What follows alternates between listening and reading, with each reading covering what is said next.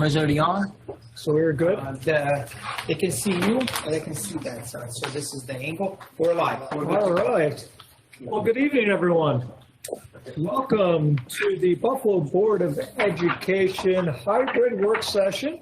We do have some people here in the audience, and I see many on the lovely screen to my right, your left. Thank you all for in attendance. Tonight, we are going to begin with Executive Affairs, and I will turn it over to Dr. Ann Rivera and Dr. Tanja Williams for their opening remarks. Dr. Rivera, would you go first? I certainly will. Thank you very much for everyone for attending our Executive Affairs work session, the first of the new school year. I'm very excited about all of the work that's already been done, as well as the work that lays ahead for us. And also I wanted to take a minute and say welcome back to all of our students and our families, back to our schools. It's going to be a great year.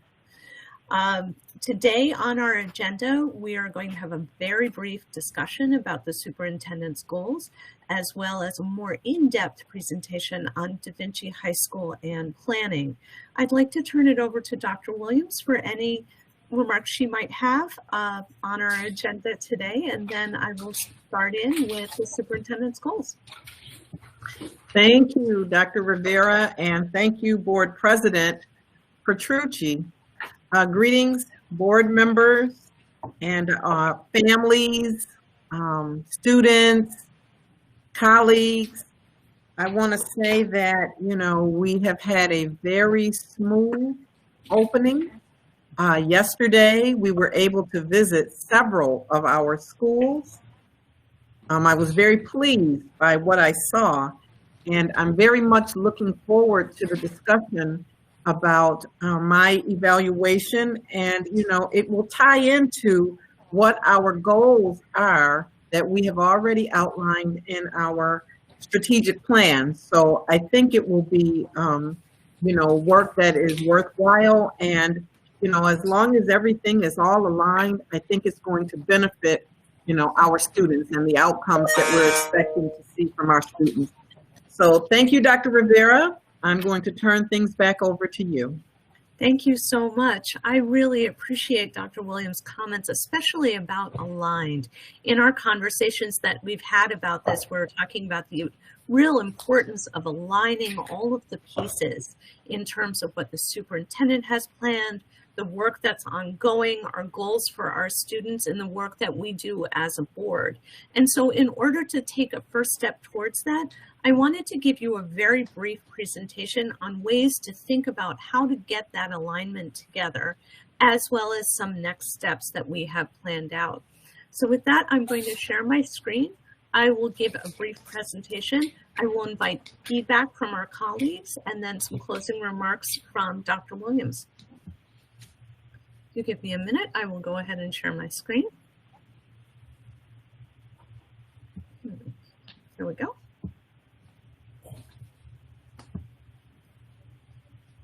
Hang on.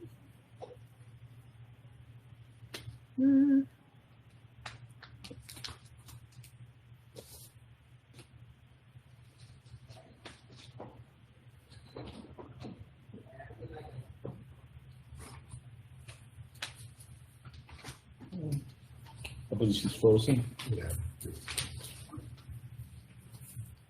And you're frozen and not in the musical variety type.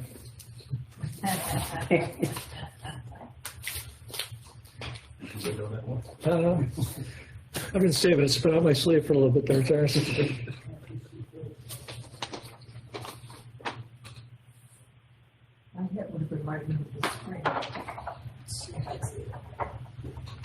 I believe we've lost her. Okay, can we try it again? I'm able to see my slides. There we go. There we go. You got me back. Okay, that's good to hear. And you can see the slides. Okay, so I'm going to dive right in, and then I'm going to go ahead and close my screen so I can see everyone. Let me start with, why do we need student outcomes focused governance? This should look familiar to you from last September when we started this work. It's because it identifies strategic issues and critical challenges. It establishes standards and focuses student performance. It aligns district budgets with standards. It reflects the values and vision of the BPS community. It promotes effective governance and use of time, and most importantly, it leads to higher levels of student achievement. There's been a little confusion about how we think about the terms because strategic planning reaches into so many areas. And this is what Dr. Williams is talking about when she's talking about making sure that everything's aligned. So just a brief overview of what these terms are so we can all be on the same page when we're talking about this. Mission reflects the organization's past and present by stating why the organization exists and what role it plays in society. That stayed very stable for us in BPS. The vision states what the organization aspires to become in the future.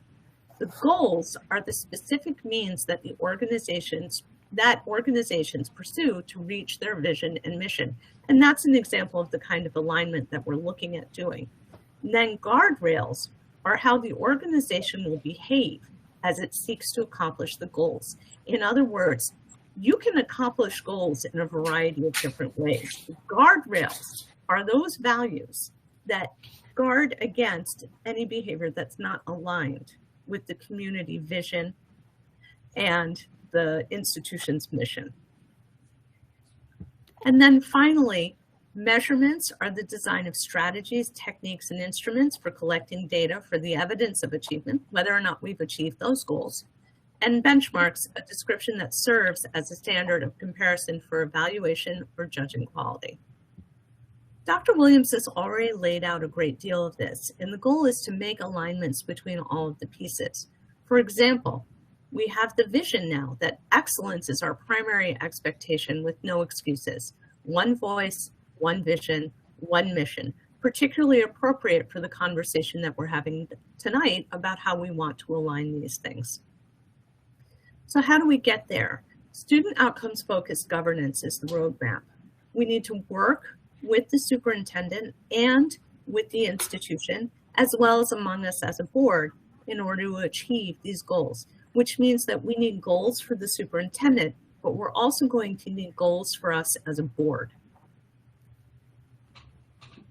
So why is this so important? Strategy and communication means that we're more effective and we all understand what we're doing, and it helps us focus on the most important thing, which is the excellence and the achievement of our students.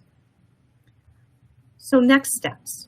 Board colleagues will be given materials to review, including this presentation.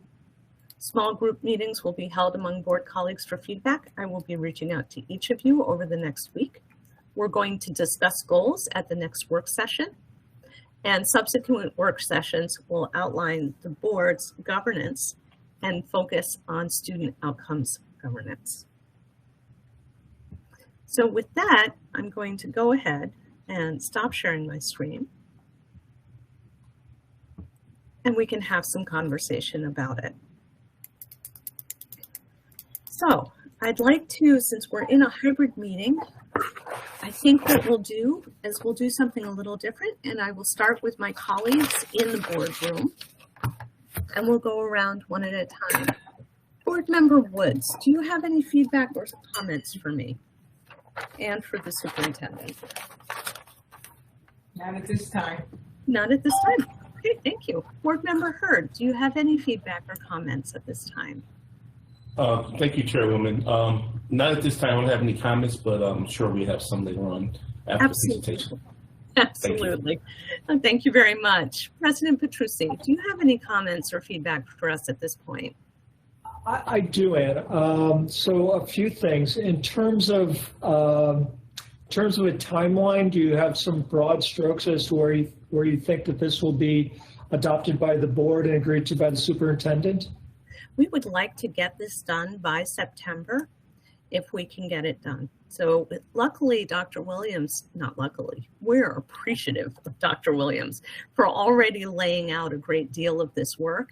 And I think this can get done. So I have requested some time next week at our work session to have some more conversation about this. So there'll be enough time to consider these materials, have conversation, and to allow Dr. Williams and I to have more conversation about what those goals will look like, as well as the instrument as we move forward.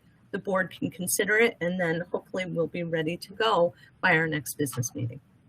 So, and I imagine the goals will be, again, along, or probably having some more detail on the broad strokes that Dr. Williams has laid out for the district during her time with us as superintendent. And will the evaluation metrics look roughly, or will it be similar to what we've used in the past, or are you looking to use a new metric going forward? We had a discussion about some new metrics, and particularly about timelines. So Dr. Williams, can I ask you to share with the board what you expressed to me about ways of thinking about measuring these goals? Sure. So I think it's important, the same way that we look at students and we measure and we benchmark, we do progress monitoring for our students, and I think it's important for something similar to be done for the superintendent. And so that we don't get to June and I'm thinking that things are going one way and the board may feel that, you know, maybe it's not progressing the way that it should. And so we talked about putting in place some benchmarks so that we can have discussions all along the way to make sure that we're progressing in the way that the board would like to see things progress. I love that idea. It's more of again, it's a commitment of time and effort on your behalf as well. I mean, it's both of us taking that additional time, but I believe that I would agree that I think we would get a much better product at the end of it as opposed to just that one evaluation at the very end. Well, it's Absolutely. all good to hear. Yeah. So that concludes my questions at this time. Thank you for the opportunity. Thank you very much. So I'm going to move over to my virtual colleagues. Board Member, sorry, I'm having a day. Board Member Belton Cotman, do you have any feedback or questions for us? Yeah, thank you. I'm glad to see that this initiative is moving forward. I have a couple of suggestions, particularly since you will remember I was enrolled in this 9-month process with this board evaluation and brought it to the board for the board to do that. I think there are a couple of things that we need to do. One of the requirements is a board self-evaluation. Yes. That's something that definitely needs to be done. I also think that the board needs to look at a board meeting that this is being done at, successfully being handled at. I think it would give us an idea on how to go about it. Also, Dr. Williams, it shows the superintendent in that clip as well as that. And I think that's a good idea if we, as a board, part of the homework, and hopefully we can get people to do it, would be to review another district that is moving in this direction and has successfully been doing it. The third recommendation is that we sign up now for the Council of Great City Schools to come into our district after the new board comes on and do a retreat with us to continue this work. And so they are available. We have to, however, get on their time schedule. And so we need to go ahead and schedule that for the new oncoming board that will be existing after the beginning of the year. I think it's important that we get formal training on this as a board, as if we're committed to this, moving this school. And the purpose for this, which is not clearly stated, but it needs to be understood by all, is to change this district from being a low-performing to a high-performing school district. And it's being done in America. So I'm excited about seeing this great work. And I'm excited about seeing Buffalo take on this task. And I think we'll be successful in it. The final piece is that the board's responsibility in this is to do 50% of its board time devoted to the data and moving this forward. So rather than have the board looking at organizations that are coming from outside of the community or within the community to do work with us, we would be looking at our data. And once that data is driven from the top down, there's been great success in the districts. We see it in Mecklenburg. We see it, I think, I don't know, it's in Texas. I don't want to misquote the district because I don't have it in front of me, but we're seeing great success with those districts where the board makes it a priority. And it makes it easier for the superintendent to do her job because it's not as if she's standing alone.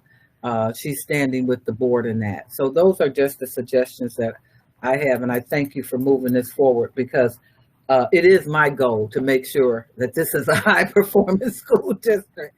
And I know you share the same sentiments. Thank you. I certainly do. Thank you very much. I'm looking forward to doing and working with all of those things. The plan and the timeline right now is to get the superintendent goals in place and then move right to this next piece. And so I look forward to working with you and with the board on this, as well as Council of Great City Schools. Board Member Scott, do you have any feedback or questions on this? I do. Thank you, Dr. Rivera. Can you hear me okay? Yes. Yes. All right. I'm having some technical difficulties here. Does happen. So I had the opportunity to read through Dr. Williams' 5 goals, the strategic plan that she has for the next several years. And I was impressed that it really articulated specifics underneath those goals, what steps are going to be taken to achieve those goals. And second to that, I thought it was very clear how and when those goals are going to be measured. So in looking at that whole document, I think, you know, we're off to a great start. That's where we should drive this work. And I think, in my opinion, a lot of what needs to be done is already done. Thank you very much. I really appreciate that. And I think you'll find agreement on the board's end as well as Dr. Williams and my end on that, because we're talking a lot about alignment, making sure all of this aligns together. A lot of this work has started already. We're looking forward to keeping building on this. Board Member Jay, do you have any feedback or comments or questions? I don't. I'm sorry, I jumped on about a few minutes ago, so I apologize, but I'm here now. So okay, thank you very much. We appreciate it. So it sounds like we are on the same page and moving forward. So that closes that piece about goals that is on our agenda. And I'd like to turn to our next agenda item, which will be the update on Da Vinci High School planning. And so I believe I will be turning that over to Mr. David Hills and Mr. Mel Alston.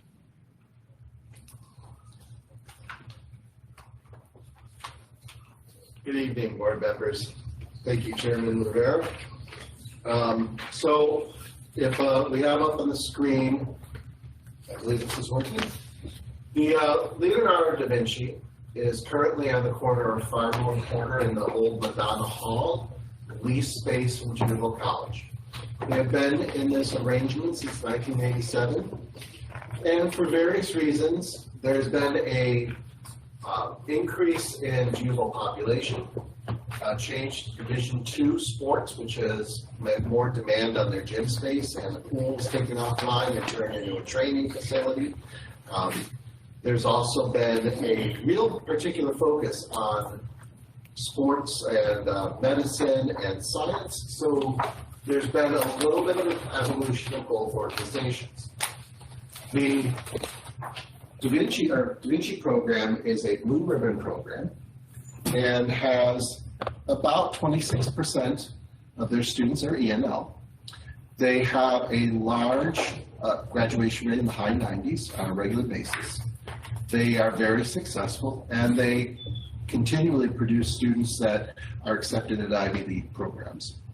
So as we were looking what the next best step is, we approached Buffalo State, and Buffalo State was interested in repositioning Buckham Hall, which they had been using as a swing location ever since we had stopped using it as Campus West. So we commissioned a feasibility study for Buckham Hall. The feasibility study, we're going to share the results now on the use of a portion of Buckham Hall for hosting Leonardo da Vinci High School. I'm joined by Michael DeLuca from Canon Design, Leanne Stepien from Canon Design also, and Mel Alston, who has been instrumental in bi-weekly meetings, multiple visits to the site, making sure that all of the required work is coordinated and planned for, and guiding us with his wisdom. So he has done a tremendous job of bringing this feasibility study to conclusion, as well as our partners at Canon Design. Next slide. So the design concept is to use the existing building, which has a central core wing, A wing, which is 3 stories. The B wing and C wing are used by the campus already.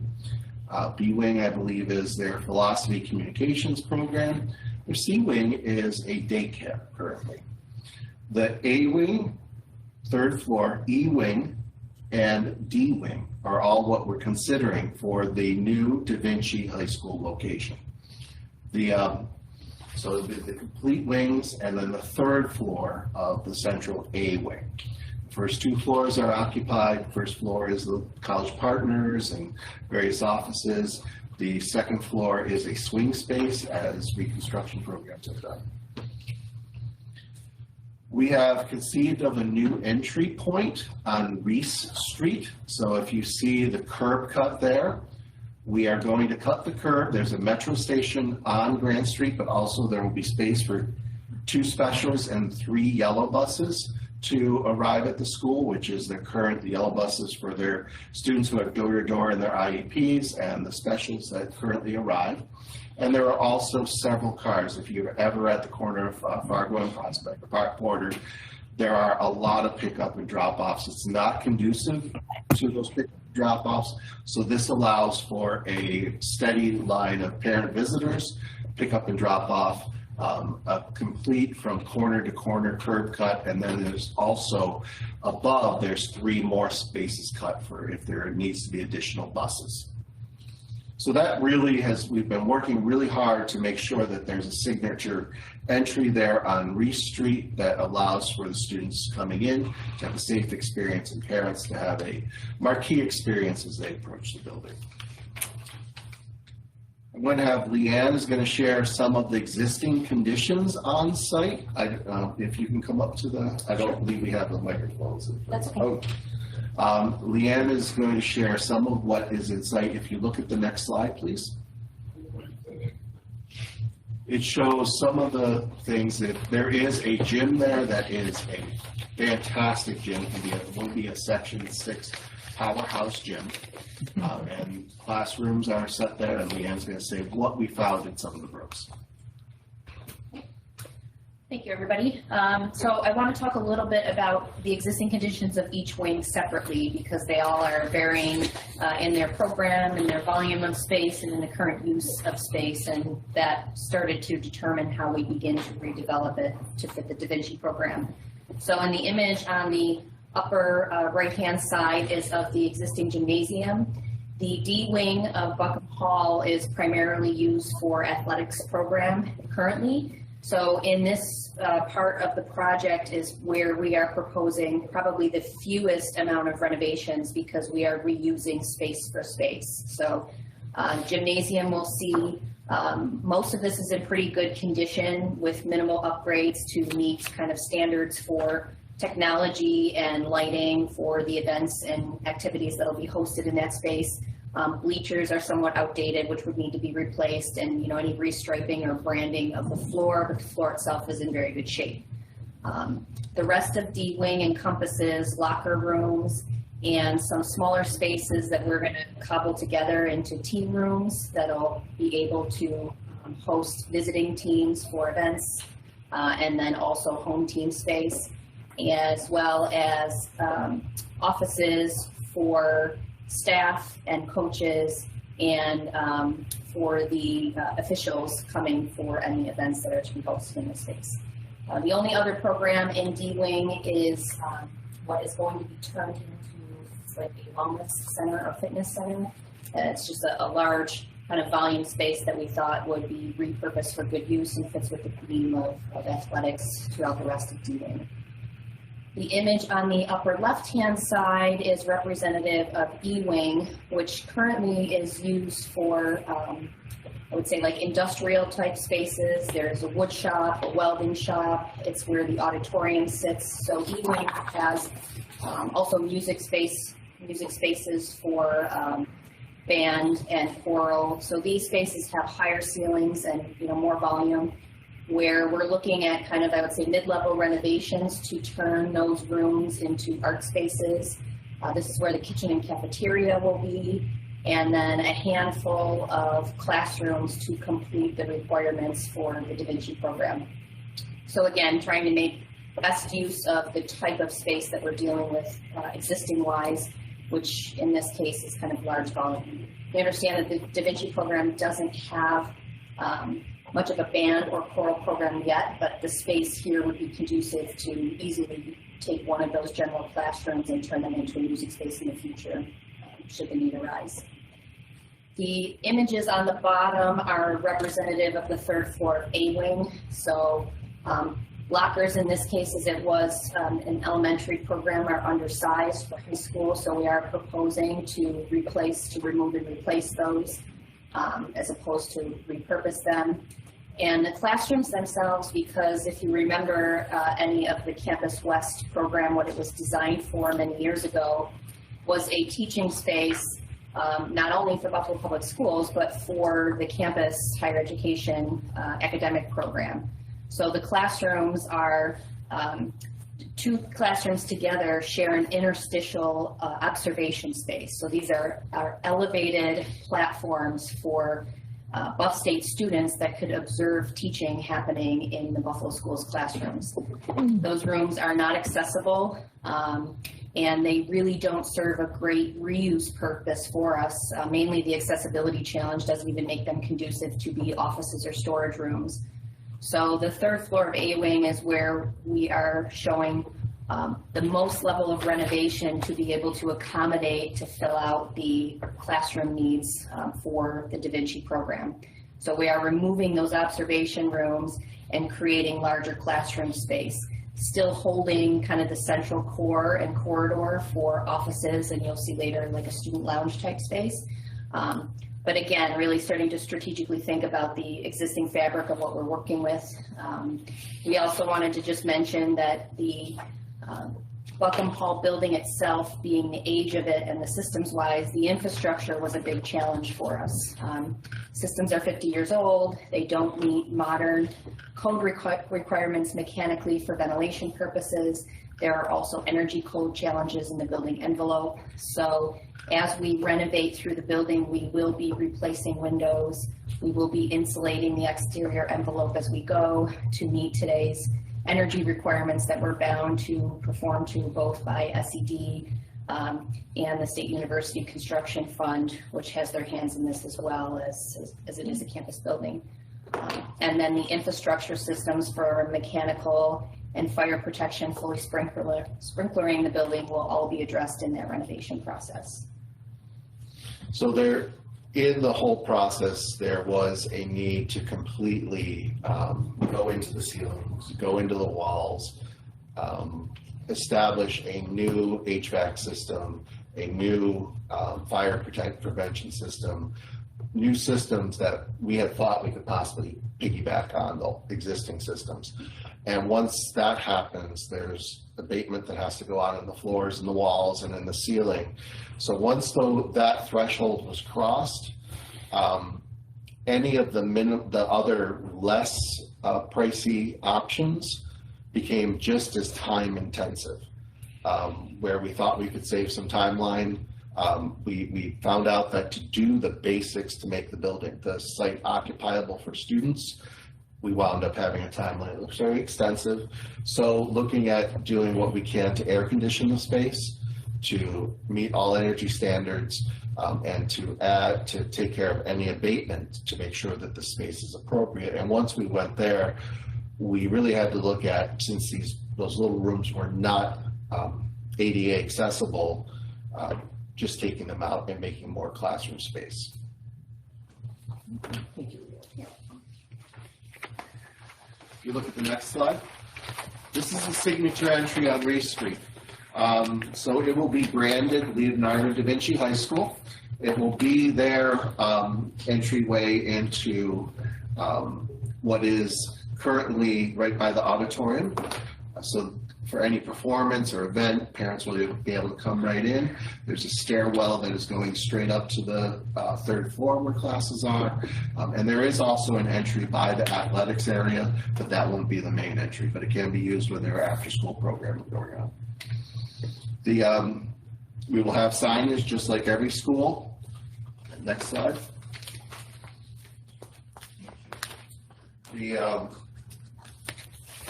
design concept for the entry sequence. If you notice, and it's a very, very small red box right across from the blue arrow, it may not seem significant, but it will be an elevator that will be constructed right in that entryway to take anyone who needs to go to the third floor directly to the third floor. So the whole facility, the site will be ADA compliant. There is an existing elevator in the D wing that if you enter on the D wing level, you can go down to the gym. So it makes the whole site ADA compliant. There is an elevator that was currently there, but it is somewhat inaccessible from the main entrance, and you have to really go through the areas used by the college proper to get to it. So this is a real advantage that will be of value added for the school. We are putting in the E-Wing food service, a full warm meal cafeteria. Da Vinci has currently had warmer meals, but this will be a full service cafeteria. And a signature space for students to spread out. They won't have lockers, which if you've been in the Da Vinci cafeteria, there are lockers sitting basically in the middle of the cafeteria. And they will be able to do deliveries right off the parking lot, right by the E-Wing. Next. And here is the entry path. There are 4 stairwells going up, so the students for entry will either go to the elevator if they don't have anything going on, or they will go directly to the stairwell to the right when they come in. And that will take them up to the 3rd floor. There's a stairwell, if you see on the bottom right, that goes to the phys ed wing. Next, we'll look at the E-Wing. The E-Wing has an impressive auditorium. Next slide.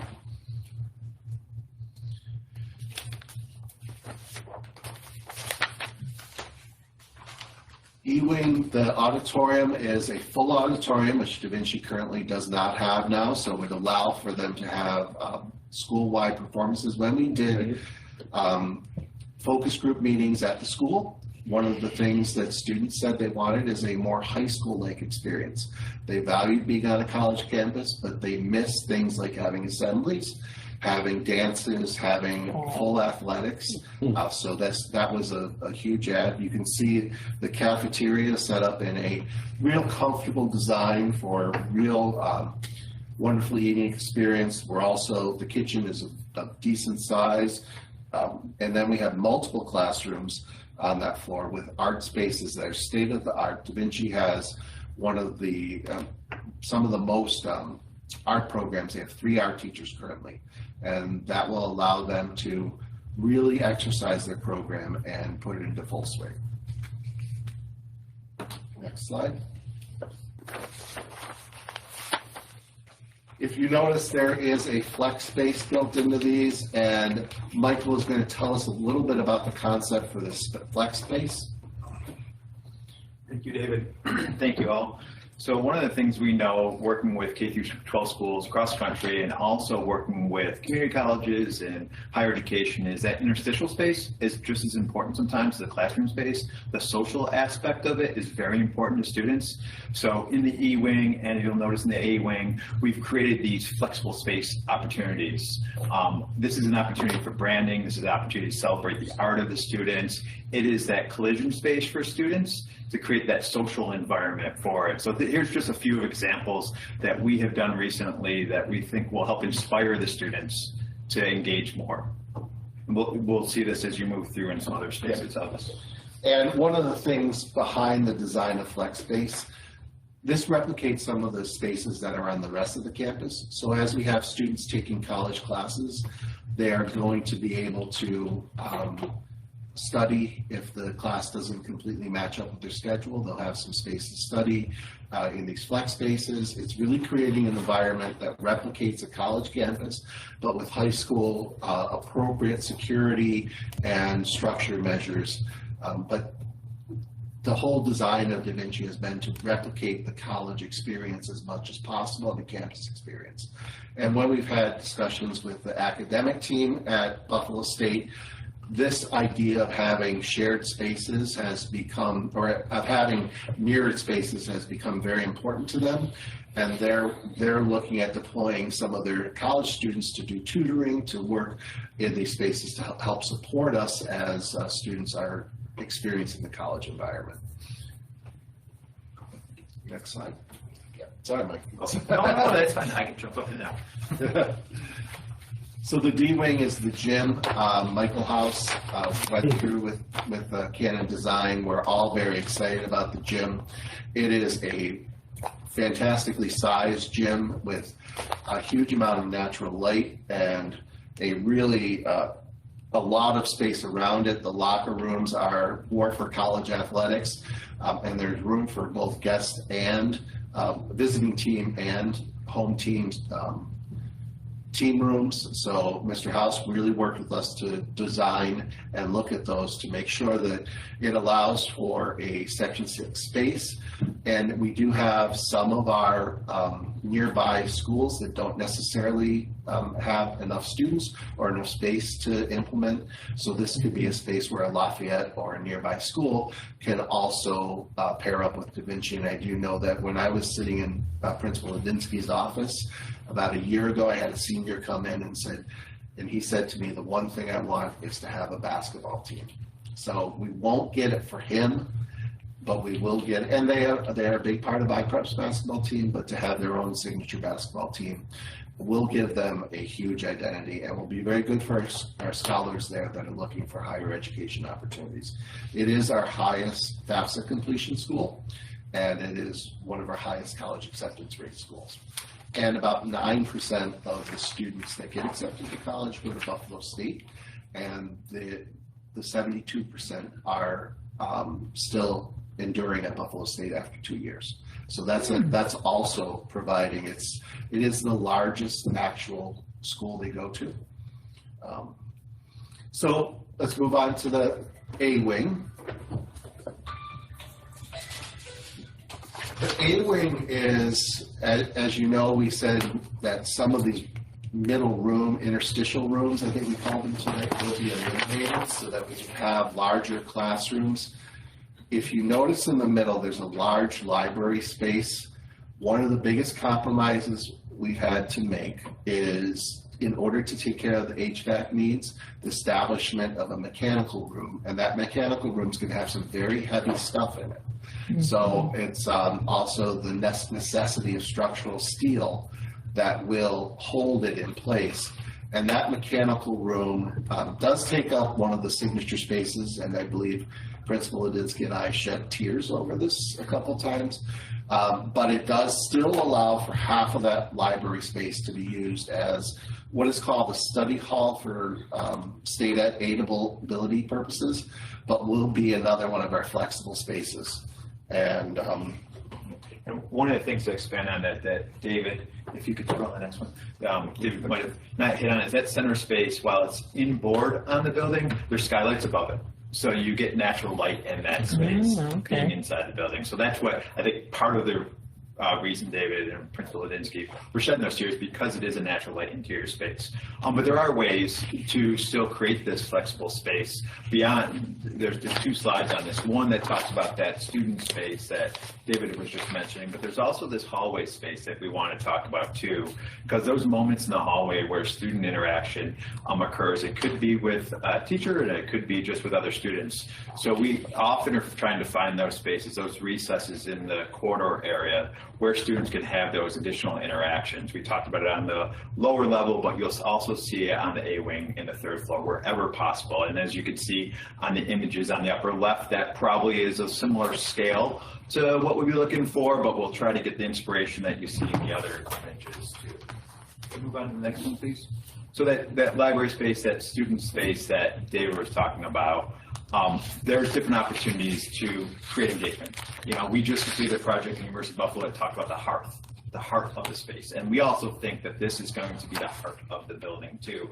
So creating seating, creating arrangements that students will want to gather, engage with teachers, just be in a place of that library, that social setting is what that center core will be on the A wing. And having so much of the student body on that single floor, we believe this center core will have that. And these are just a few of the examples of other areas where we have done that. Thank you. And that's that concept really drives the design of the whole program. I think anyone who's walked through, you see that open center area, and it's inspiring, and also the open area around the gym space and the open area in the signature entryway. And each wing has been themed to kind of build off of that strength. So cost estimates for this design is a total construction cost of $26 million. When we compare that to some of our reconstruction programs from 10, 12 years ago, that was an average cost for our reconstruction programs 10, 12 years ago. The Buffalo Culinary School was significantly more than that. So it creates a home for our Blue Ribbon School. It's highly state aidable, leaving once we get all the proposal done, board approval at the next meeting of a resolution, a proposed lease, and all the environmental forms and everything, we get to state ed. The estimate is that it would be 22.5 million aidable. And this is a higher aid ratio than a lot of the other fits we looked at, with about $4 million of cost to the entire project.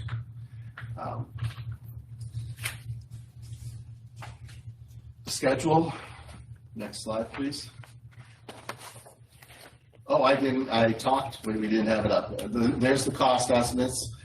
So for anyone that, let's hold there, if you didn't get to see that, the cost estimates, you know, between construction, electrical, if you look at the breakout, there's some significant costs, about $1.2 million for the new elevator, but a total of $26 million.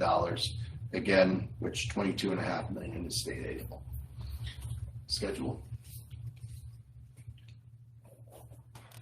So this is the other cost. It is a 2-year project from this point on, with design and RFP being over $8 million. And we do have multiple entities involved. We have Buffalo State has been highly involved and highly invested. The State Construction Fund is highly involved and highly invested, and Buffalo Public Schools has been highly involved and highly invested. And it puts us at a September of 2025 opening. We are working now to establish the academic partnership so we can start it next September, and also the identifying a swing location for Da Vinci High School. This is not the timeline we hoped for, but what it does put us at the end is a signature school for a generation.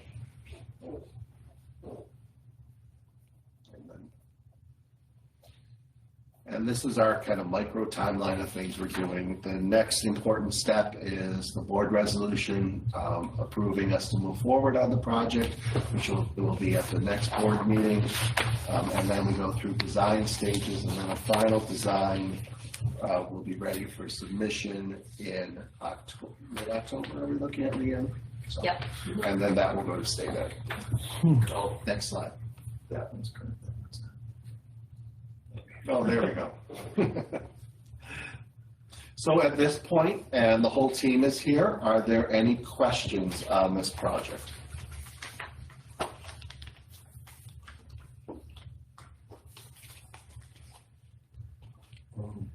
Dr. Rivera?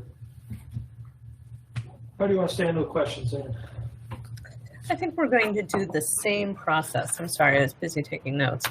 I think we'll do the same process. We'll start with the boardroom and then we'll go around virtually. So Board Member Woods, do you have any questions or feedback for our colleagues? You said we're going to spend 22 million and we're going to have a lease. We're not going to own anything. We're going to lease for how long? It's going to be 15 years. That's not good enough. Okay, 15 years. And it's not going to be able to open until 2025. What's going to happen to Da Vinci in it? What's the plan? We're working to identify a swing site. Because they're not going to be able to stay where they're at, right? That's unlikely. Okay, so they're going to have to move somewhere for 2 years and then. Do they know this? I understand if you got the asbestos abatement. The plan looks good. It's just, I think they're going to be very disappointed with the length of the wait. I was thinking we're going to do something a lot sooner. Until mid-July, we were hoping that we could do something a lot sooner, but when all of the results of the feasibility study came in, it put us in a different position. Since the majority of their students go to Buff State, I think it's a good move. A lot of money, no ownership, and after the 15 years, what happens? We will renew it. Okay. Those are my questions. Thank you very Thank you. much. Board Member Hurd. Thank you, Dr. Rivera. I have a couple of questions, and first of all, I'd like to say this project is very much needed for this Da Vinci program, and thank you for taking the work to everybody for taking the work to look into this project and see what we can do to make this affordable for the district. It is a heavy price tag for something that we don't own. I just like that portion of it, but I'm quite sure we have a very stable agreement with Buff State and Dr. Conway Turner, the president there, who really reaches out to the Buffalo schools and want to help with our programs. So I don't have any disconcern about having this relationship with Buffalo State College, and I thank her for giving us this opportunity also, and the Buffalo State community. But give special thanks to seeing the need and finding this program to reestablish a program back once again at Buff State. The renovation process, she says, is going to take a little extra time than proceed. Is there any way that could be excelled before 2025? I think the big point is what we're dealing with from an infrastructure standpoint, right? We have non-code compliant mechanical systems to, right now the building has to go through a code change of use from a business occupancy to an education occupancy, now that it's going to be a school again. That requires us to bring everything up to current code. So that's envelope upgrades and all of our systems. Once we rip open the ceilings to update the systems, you expose asbestos. So that right there was a baseline, no matter how simple, because we went through exercises of minimal impact. We're now looking at, are there ways to expedite a construction schedule, release multiple, early release bid packages for demo and abatement, to see if potentially we can occupy sooner, but you're still looking at a need for a temporary swing space. Thank you. And the current Da Vinci program has about 400 students in it. Correct. How many students will be housed in this program? So this program has larger classrooms, it has more classrooms. We have about 5 additional classrooms so it has more classrooms. It will, if you've ever vetted the Da Vinci program, they have classrooms of 580 square feet. This will be significantly larger, and more of the We will have still some swing spaces, but teachers will not be having 3 teachers teaching in the same room or teaching in 3 different rooms. So we'll resolve that issue, and some of it will just allow the student body to stand out. So there will be the potential for not having as many, and there will also be more special ed for our state aid package. So there are designated increased special ed places. But one of the things that the staff and the parents did say in the certain focus groups is that they liked the small size of Da Vinci. Ironically, the students said they want more students. So I think that right now the small school model is a very powerful model for Da Vinci, and just allowing that small school to have the space to thrive and grow and to have some marginal growth would be very important in this cycle to allow for that. When we say marginal, we think we're talking 50, 25, 75? Well, when you grow a student population, you have to look at FTEs, you have to look at how you grow it, so it will be based on when they occupy the site. Now, we're using a lot of the space, like the athletics facilities. We're using some space for training that could be for students. So I couldn't estimate, and I'm sorry, the reason why I'm saying this is because of the amount of money that's being spent on the project. I would like to see more seats in the facility. Well, there's a high demand for Da Vinci. There's a waiting list. Yes, it is, yes. And we are going to accommodate that in what the space allows. We kind of have to live in the space to see exactly what it does allow for. Okay. We've sized specialty spaces, for example, the cafeteria, to be able to, without increasing, like having more lunch periods, to be able to hold more students. So there already is, for spaces like that, a built-in room for growth. Okay. They're going to be happy to have a gym and a library they can use. Have you visited Da Vinci? I mean, this is significant. Yes, I spent a lot of time. Significant improvement. This will allow them to have a gym, a cafeteria, and an auditorium. And All a 3 of college. those are signifiers of what the students in the survey call a real high school experience. Mhm. And I think right now, they don't have any of those.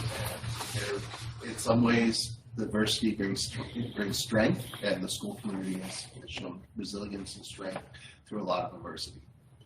Okay. And I was looking at the bus lane, which I feel is very important for our schools. Coming up, and you said that there would be a bus lane. I know Reese Street is a very narrow street, so they'll be able for us to pull over, drop off kids, while traffic's still past. We spent a lot of time talking about Reef Street, and that was my concern, is it going to be enough? But it's enough for 2 bus-sized vehicles to pass either way and have a bus park. Okay. And the gym floor, will it be able to host volleyball also? Do it have beds on the floor for it, or? That would be part of what we would be doing, and just like refinishing the surfaces to accommodate that.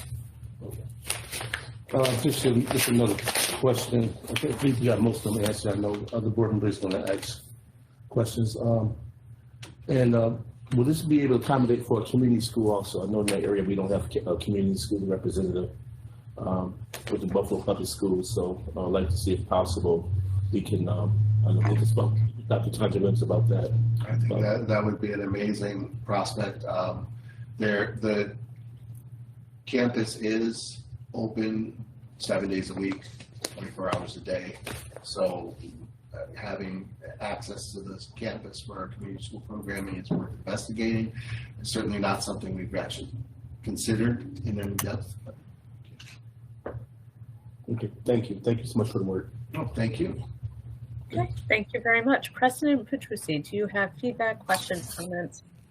A couple. So thank you. I think it's a great location, and I think it's a great fit. I think it'll be great for our students and for the Buff State community. I have a lot of questions though. So when would this lease start? At the beginning of construction, or when the final C of O is delivered? So right now, Buff State and Buffalo, we're working on the wording of the lease, and I can't speak to it yet. We will have a proposed lease in short fashion. So I've been down this path. I'm talking like an old man because I've been on the board too long.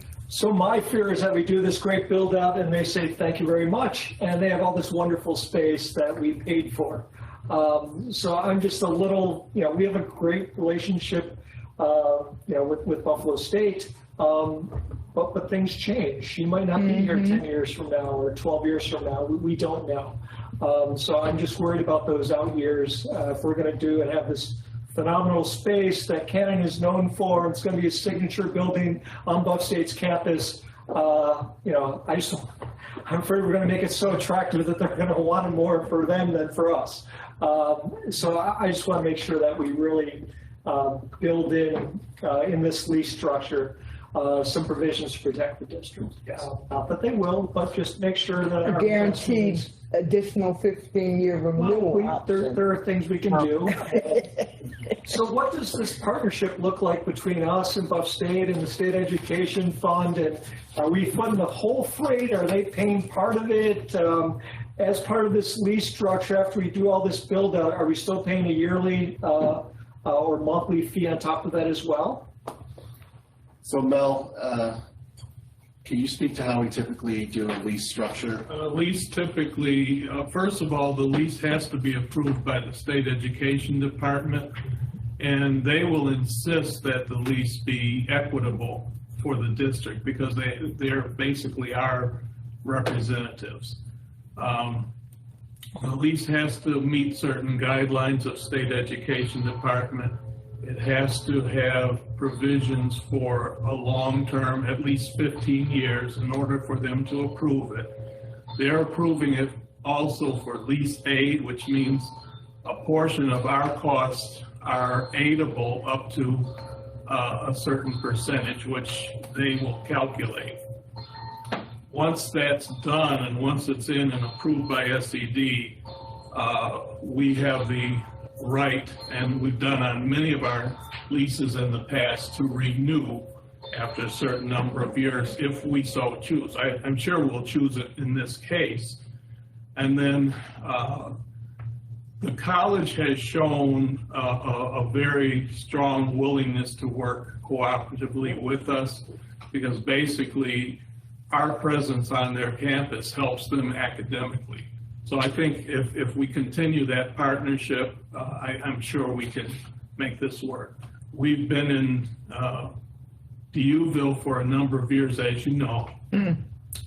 It started out very well. It's not as good now. We know that, but I think the Buffalo State relationship has been strong through the years, and I expect we'll be able to continue that. I agree. Yeah. I agree with all those comments, Mel. I truly do. I believe we have a different relationship with Buff State. We did in the beginning. That's part of what's coloring my comments tonight is that we did at one time have a wonderful relationship with DUville, and the school's needs and the school's vision and student body and their goals and where they want to be really kind of pushed us aside, and that's kind of what I'm just a little cautious, having been through this one. Oh, sure, absolutely. So I guess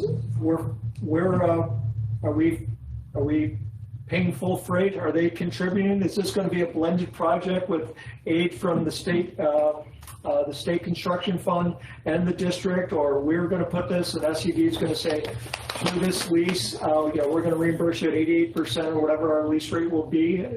I'm just kind of curious as to what that's going to look like. Yeah, Lou, this is Nate. Like for the initial design portion, we reached an agreement with Buff State where we provided monies to Buff State to provide to the state construction fund. That's likely how, this is going to be moving forward, where we're paying the majority of the upfront costs with the understanding that, much of that will be reimbursable later on. There will be agreements in place to protect the district's interests, in terms of dollars that we are laying out. Because I do imagine that the lease will not commence until we get that certificate of occupancy, meaning the lease will not start until our students actually go into that building because, that's when our aidability on the dollars will start. Okay, thank you, Nate. I appreciate all those If I comments. can speak to one Yeah. thing, Board Member Petrucci. The Buffalo State has been very eager to also look at the academic partnership with this and structuring an academic partnership that aligns much more with the careers and college aspirations of the current Da Vinci students, and that allows them to be preloaded to transition to Buffalo State. And that pipeline really is one of the reasons why I believe Buffalo State will, and this is me believing this, will become very dependent on the quality of student that we're presenting to them, and will do anything they can to keep that quality. It's a very high quality student. Yes. So one thing, just in a former life, you piqued my curiosity that this has a business classification. That really, I mean, I've been through the building, I looked at the building. How did it get determined that it was? All buildings on a college campus fall under B occupancy, just as a baseline. So I was involved in the renovation of B wing on this building when we had to go from an E occupancy as it was once to a B, and now we're. But even with some of those out spaces and, it's not kind of a mixed use, they want it primarily as, okay. Yeah. Just kind of curious. Why the mechanical room on the third floor? You couldn't put it any other place? And then actually as an ongoing conversation, we are exploring ways to be able to give back that space to Da Vinci and move them elsewhere. Yeah. Two other questions. Have you had any initial conversations with the state education department yet? Just kind of high level, broad strokes. Hey, this is what we're proposing. When we first contemplated the study, I contacted the state education department, and I emphasized two things. One was that this program is an ongoing program. Da Vinci has been an approved program by SED for a number of years. So I said that because of circumstances, we desire to move or relocate Da Vinci from DeUville College to Buffalo State. And we said, other than the relocation, we're planning to basically replicate the program. So we said because of that they could look favorably upon it. Now, having said that, we have to submit a number of documents to them in order for them to approve the project, which we're in the process of preparing, including this meeting tonight. And because it's not a new program that we're trying to create or something of that nature, then they certainly are ready for us to submit our documents for them. No, I'm just happy to, I'm very happy. Yeah, we've already. Okay, that's good. That's good. One more thing that just, just because of the age, we're not gonna, because that 50-year, we're not gonna get SHPO, are we? We did when we ran through the B wing renovation, we did have to just, because of the age building, touch base with SHPO, but there's nothing that we're doing to the exterior that's going to require any. Okay. Yeah, it's in line with a lot of the renovations that Buff State has done already, working with SHPO and SHPO reviews. Thank you. Those are my only questions. Thank you very much. Mr. Scott, do you have any feedback or questions? Thank you, Dr. Rivera. I do not have any questions. Thank you, Mr. Hills, for the presentation and all the staff that presented as well. Looking forward to Da Vinci finally having a new home that they deserve. Thank you. And Ms. Belton-Cotman, do you have any feedback or questions? Of course. So I need to be clear. This building will be used exclusively by Buffalo Public Schools. It will not be shared at all. Is that correct?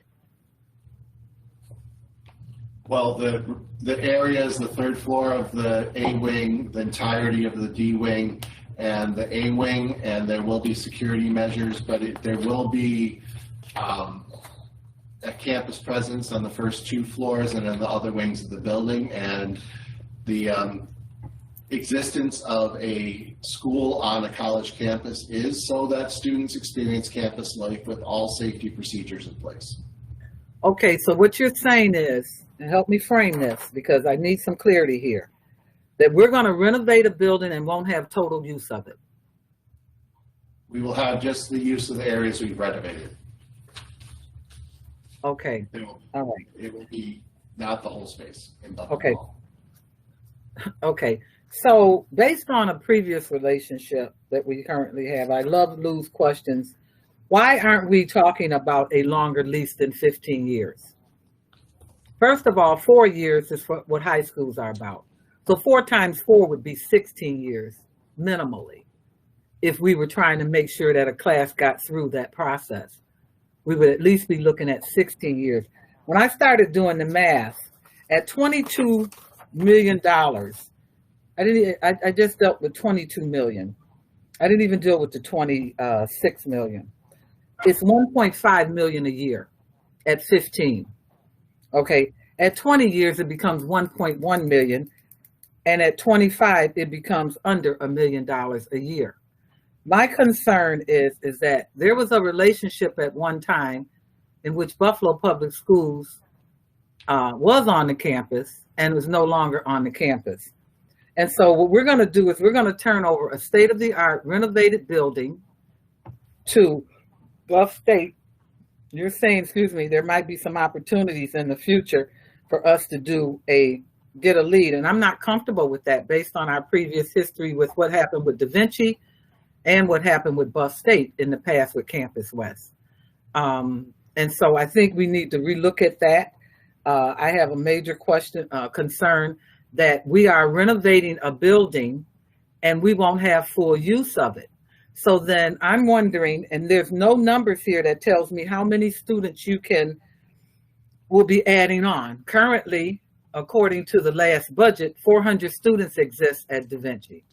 We don't see any, how many are we gonna grow?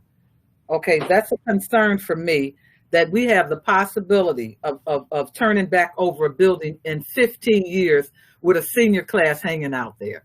That's a major concern for me. I need to know a little bit more about that. I'm on record to say that if the Buffalo Public Schools is going to spend money like this, we need to be about building some equity. We're talking about a $26 million construction cost, and I really hope it comes in at $26 million, because the last time the board approved something, it came in about 20 million more. Actually, it was 15 million more, and that was the Emerson project. And so I don't want to see the same things same thing happen. So I'm concerned about making sure that those costs stay within that. But I can't, with a clear conscience, agree to spend $26 million, of which 22 million is aidable, and not have more than 15 years on record. It's just to me, it doesn't make sense. If you were going to tell me we're going to do 5 cohorts out of there, we're going to go 20 years, we're going to go, I can agree with that. But just to say 15 years, at that point, the future board will be in a situation where they will be forced, because the kids are going to be kicked out of their schools. They're going to be sort of like blackmailed to a degree to go ahead and keep that lease going so those kids can finish that last year. I think we need to look at that. I don't think it's to the benefit of Buffalo Public Schools to spend $26 million on anything and not have at least 20 years of accessibility. I think we need to start looking at how we're going to make sure that this district is stabilized in the future. So that's my opinion, and I'm going to continue to drill that at all levels. So my concern with the observation rooms being removed is that in the past, those rooms were used for students, for administration, because my son went to that school. Parents were allowed to come in and view what was going on, and it was a learning campus. So the teachers were teaching students and things like that. Because the plans are not in place yet with what we're going to be doing with the campus, I'm a little concerned that we're cutting out all the observation rooms, because those served a very real purpose in the past. It allowed me as a parent to come in. My sons didn't know if I was on the other side of that window or not, okay? So we certainly didn't have much problems from the Cotman boys. but it also allowed for teachers to learn from master educators. It allowed for administration to monitor what was going on in the class. It was a plus.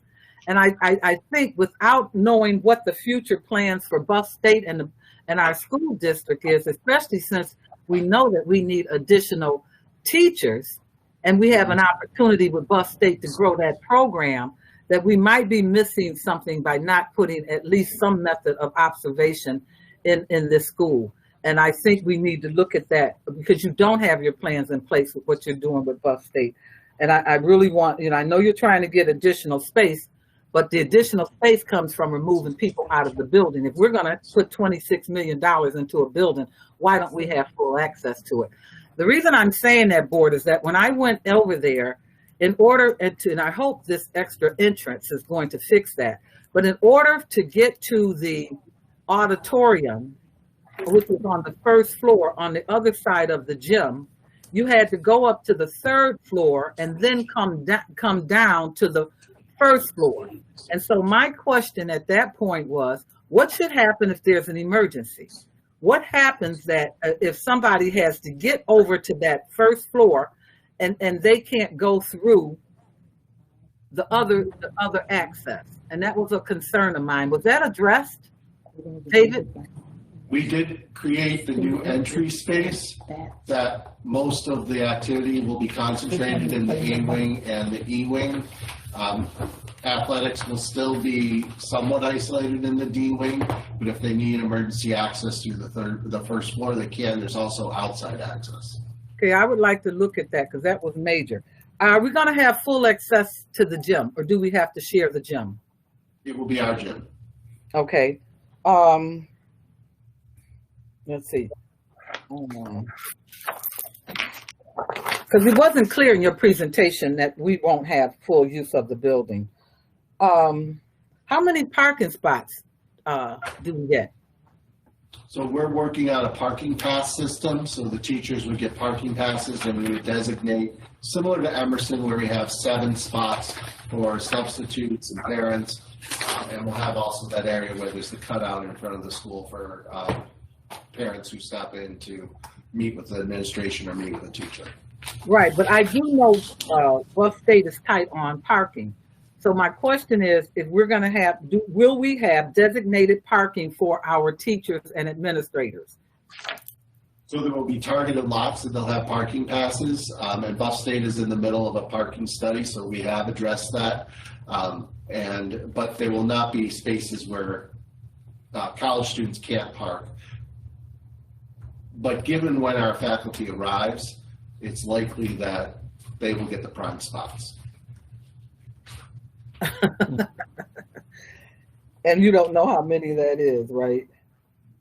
As many faculty as there are that will get parking passes. There are designated lots you're looking at for that parking. Okay, we have another one.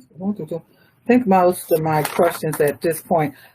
Madam Superintendent, I'm going to go on record again to say that if Buffalo Public Schools is spending millions of dollars, being a poor district, that we should be about building equity in our and having some assets in our portfolio, and without having at least a 20-year lease with this organization, with the amount of money that we're spending, because in addition to that, I'm not clear on how the utilities are going to be charged to us. I mean, you've got parts of the building being used by Buff State. I think the board really needs to go over and see what that looks like, because you're talking about going into a building, going all the way up to the 3rd floor. I really think we need to really think about making sure that we spend money to improve the financial balance sheet of this district, okay, and not everybody else's. $26 million is a lot of money for a 15-year lease. I hope we learned with the Emerson, the latest Emerson project that we did, that we should be about stabilizing this district. And so my concern is legit as far as the situation we have. We're not earning any equity. We're not earning any a possibility for liquidity in the future, we get into a bad situation where we may need to sell some property. All we are at this point is a poor school district renting and not owning anything. So, you know, I'm very concerned about that. And I'm very concerned about a 15-year lease at $1.5 million a year. And the question was never answered. Will there be a fee that we have to pay monthly or yearly to Buff State during that 15-year period? I did not get a clear answer. Maybe I didn't understand what you were saying. So Mel or Nate, do you have particulars on where we're headed in the conversations? Well, I mean, I haven't received a lease proposal yet, but we will be paying, you know, I think that 26 million will be the cost of the state construction fund doing the project. Our lease payments will be based on that over the 15 years. We'll be making monthly rental payments. What the state education department will determine is the amount that we're able to be reimbursed for those payments. And I think the 15 years is based on, and Mel, correct me if I'm wrong, but I think I'm right, you know, that's the limit in which they will look at. Now, there are clauses we can put into a lease to protect, you know, and give us almost a unilateral right, you know, to extend that lease beyond the 15 years, you know, at our option. Got that one right. Well, I think that that's a conversation we should have with either the commissioner or we should have with our legislators if there's something in there. Because again, for year 15, we will have kids that could possibly be, if the relationship has soured. You will remember that the reason that Duville, and I'm going to go on record for this, the reason that Duville got their associate program was on the backs of Buffalo Public Schools, and the reason that they got their university was on the back of Buffalo Public Schools. Our staff testified on their behalf, knowing that we had major concerns with Duville. But our staff was kind enough to go on record to say that it was a great program, knowing that our children had been mistreated. And the reason they did that, they later came back and said the reason they did it was because they felt that they had to have a place for their children to stay at. We don't want to be in that position in the future ever again. So I want that. But I appreciate the work that's been done on this. I'm not totally against it, but I just cannot endorse billions and millions of dollars and not having any assets to show for this district. It's called poor mentality. Okay, it's called poor man's mentality. Rent, rent, rent, never own. And I'm done with it. I'm a mortgage banker by trade, and I'm done with Buffalo Public Schools giving away money and not having any assets. I'm really big on that. Thank you for my soapbox minute. Okay, thank you very much. So I have a question that around the lease that I simply don't know. In general, with these kinds of partnership agreements, is it common to buy a building or is it common to lease a building? And is there generally an amount of time that a lease runs for in these kinds of agreements? So it's typically a 15-year lease, and this is a unique situation where it is on an existing college campus, which for the Da Vinci program, it was what we were seeking, was existing college campus. The other model we've had for a lease property is we put out an RFP, a developer builds the site, and then the developer has responsibility for the site and we lease it from them, which is the model that was used for the Buffalo Culinary Program. So this is because it's an existing site on the Buffalo State campus, it is their sovereign property. They are developing it for us through the state construction fund so they can lease it to us. And I think what I'm hearing, thank you for that. That was helpful to me.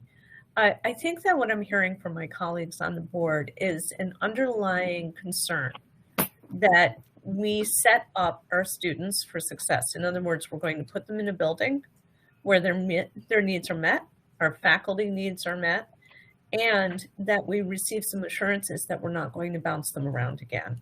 And so I would just leave you with that with that knowledge, and that when you enter into these agreements, and I know it's still in process, but just to keep that in mind, particularly on the two issues that came up around the table a couple different times.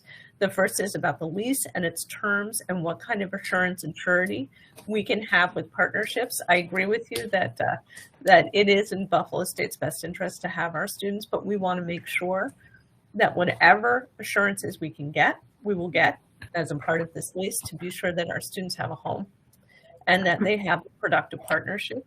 And I think equally true is that the process to identify a swing site and how we identify that swing site and what those attributes are, that we are still supporting our students' needs and to what extent we can give them some of their wants as well.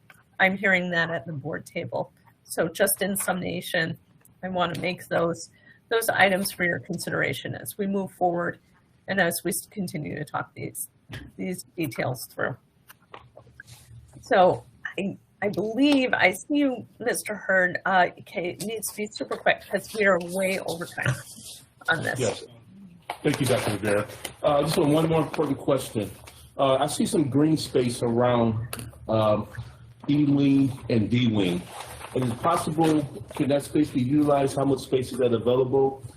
For a lacrosse, soccer type program or tennis? And because these are things that sports that we participate in with Section 6 and working with Title IX certifications, and I believe this green space may be enough room so we can bring in some of those programs. So have we looked into those options? We have talked about the space around the building. Buffalo State is going through a design process also, and they're creating a signature walkway going right by Buckham Hall, and they're very invested in using that green space to have their first impression space for their students. But we have talked to them about using some of their facilities for some of our programs. Could that be brought in as part of our contract before we sign a contract so that we can utilize some of that space there? Because it's very important that we do have some type of green spaces. It's going to be an individual school running its athletic programs. For the athletic programs, the outside of athletic programs, we're discussing with Buffalo State how we can have access to their track facilities and other facilities, but not building our own. Yeah, we don't have that yet. Okay. So there are some details still up in the air, and I would encourage my colleagues to continue to ask questions via email and to be able to nail down some of these specific questions and details. So I thank everybody for their kind attention tonight to this section of the work session. And I would like to turn it over to Chairperson Paulette Woods for Finance and Operations. Thank you, Chairperson Rivera. Thank you, board members. Thank you. Thank you, Thank you. Chairperson Good job. Rivera. Okay, the Finance and Operations session. We have some very important presentations on the operations of our district, the district commentary presentation, and we have some updates on our capital spending and our ESSER fund spending. So I want to turn it over to our superintendent to begin the presentation on for her comments and the presentation on the commissary. Okay, thank you so much. And thank you for the rigorous discussion that we just had also regarding the possible relocation to Buffalo State College.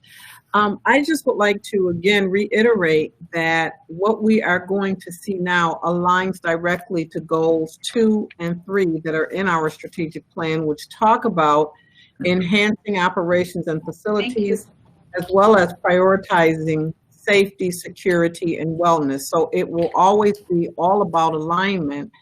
And so I'm interested to hear from Mr. Barnes, and I believe we have a presentation on the commissary, which is really focused on, again, moving to the next level.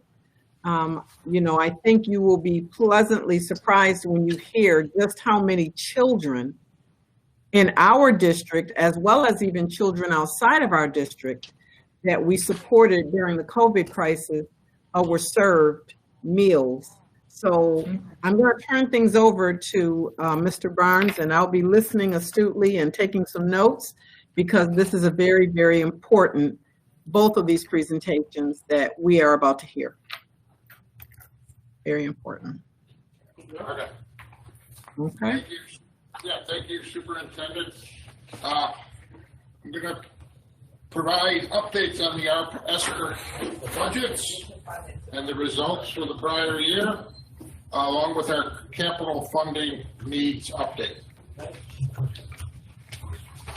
Get that first slide for me, please.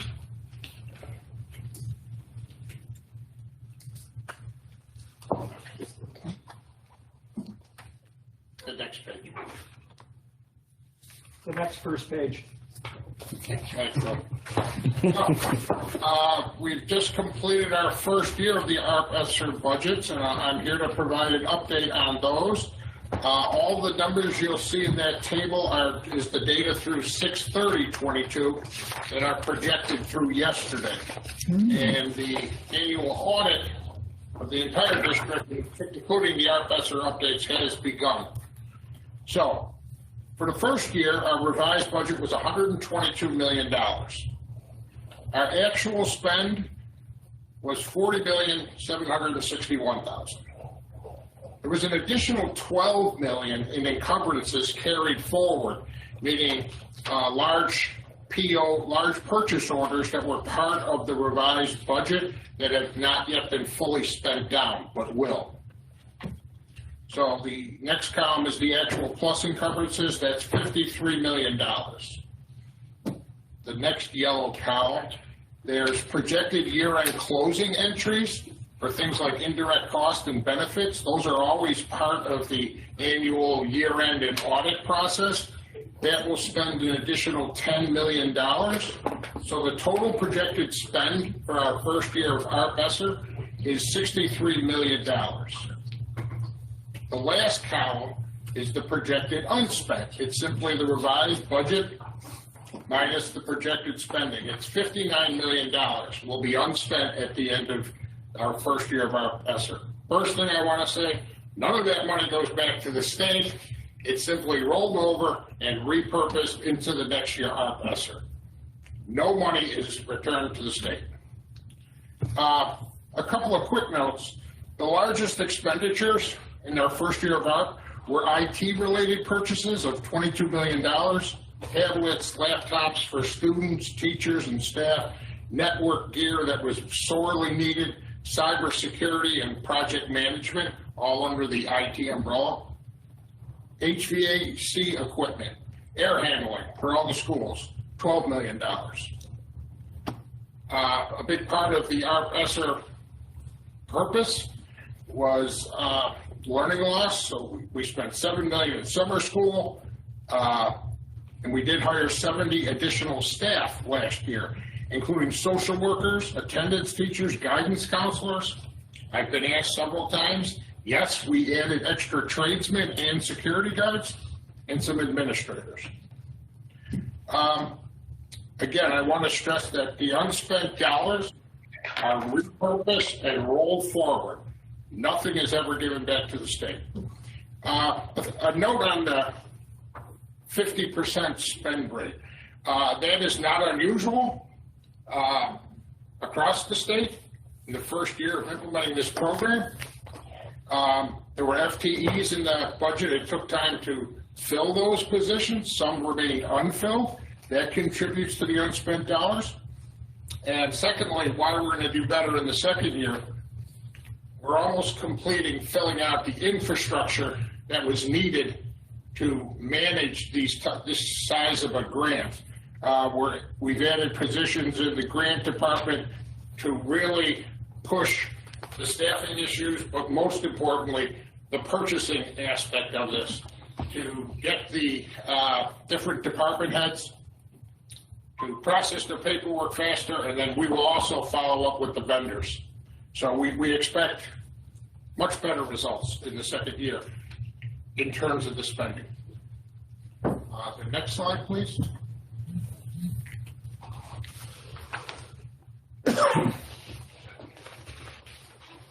we go. So I'll take a quick look at current year, our second year RPESR, 22-23 budgets. We're working with the superintendent to finalize the 22-23 budgets, and that includes how to handle the carryover, the $60 million in unspent from the prior year, and new spending requests that the superintendent has poured over and has gotten pages and pages of new requests. That goes to my second point. We currently have more budget requests than room in the 3-year, $289.6 million RPESR grants. So anything new that we're adding will have to take an equivalent amount out. A mechanical note on how the RPESR works. The state approved our original FS10 budgets a year and a half ago or so. We are going to have to submit to the state the approval as an amendment for all of the different revisions and new requests that are being processed. And again, I'll stress though, for each increase, there'll have to be a corresponding decrease in a budget item. The current version of the 22-23 budgets, again, because we're still finalizing our plans for 22-23, it was 180 school-based budget FTEs, 50 additional security guards, security equipment, a high priority for the superintendent. The funds are in there. Additional funds to complete the air handling for every school, IT equipment, network services, and other. We also put in there the after-school programming and the summer school. Lastly, phase 3 of the site and stadium improvements for All High Stadium, that's ARP funding. So quite a few big and important infrastructure and security-related projects have been funded in the prior year and are currently in the version of the 22-23 budget. One last note, it's uncertain when the state or federal audits of ARP and ESSER funding will begin. However, with the first year nearly completed, we can expect that at any time now. So it's critical, and we're always on top of this, that we continue to follow all district policy and procedures along with the applicable state and federal regulations regarding this spending.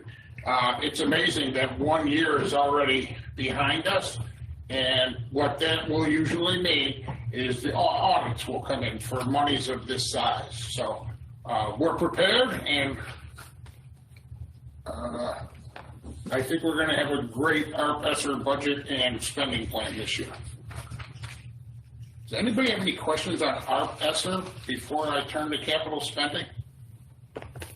What was the amount for the second year budget original?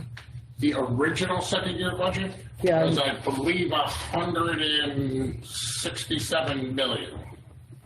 For just the second year? For just the second year.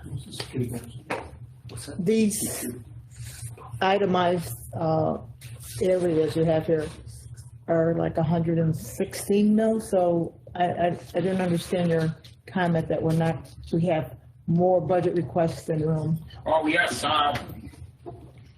we have received budget requests for up to $100 million of all various types and sources. Not all of them are put into the budget. Not all of them have been approved. What I provided there is a highlight of some items, one, that they're large, and two, that were of specific importance, such as security.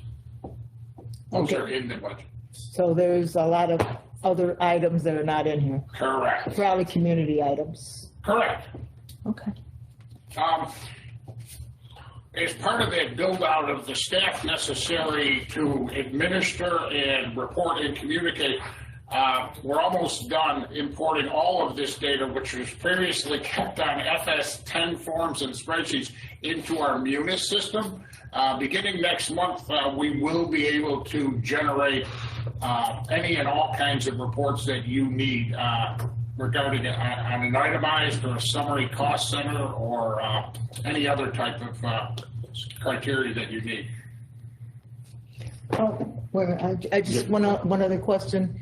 There was an initial designation of, I believe it was $9 million that specifically was set for the community to work on learning loss. Is that still included yes. here? Yes, and I can provide a breakdown in greater detail after this meeting. Okay, but I don't see it in here, but that's is a in the very budget. important item. Yes, it is in that budget. Thank you.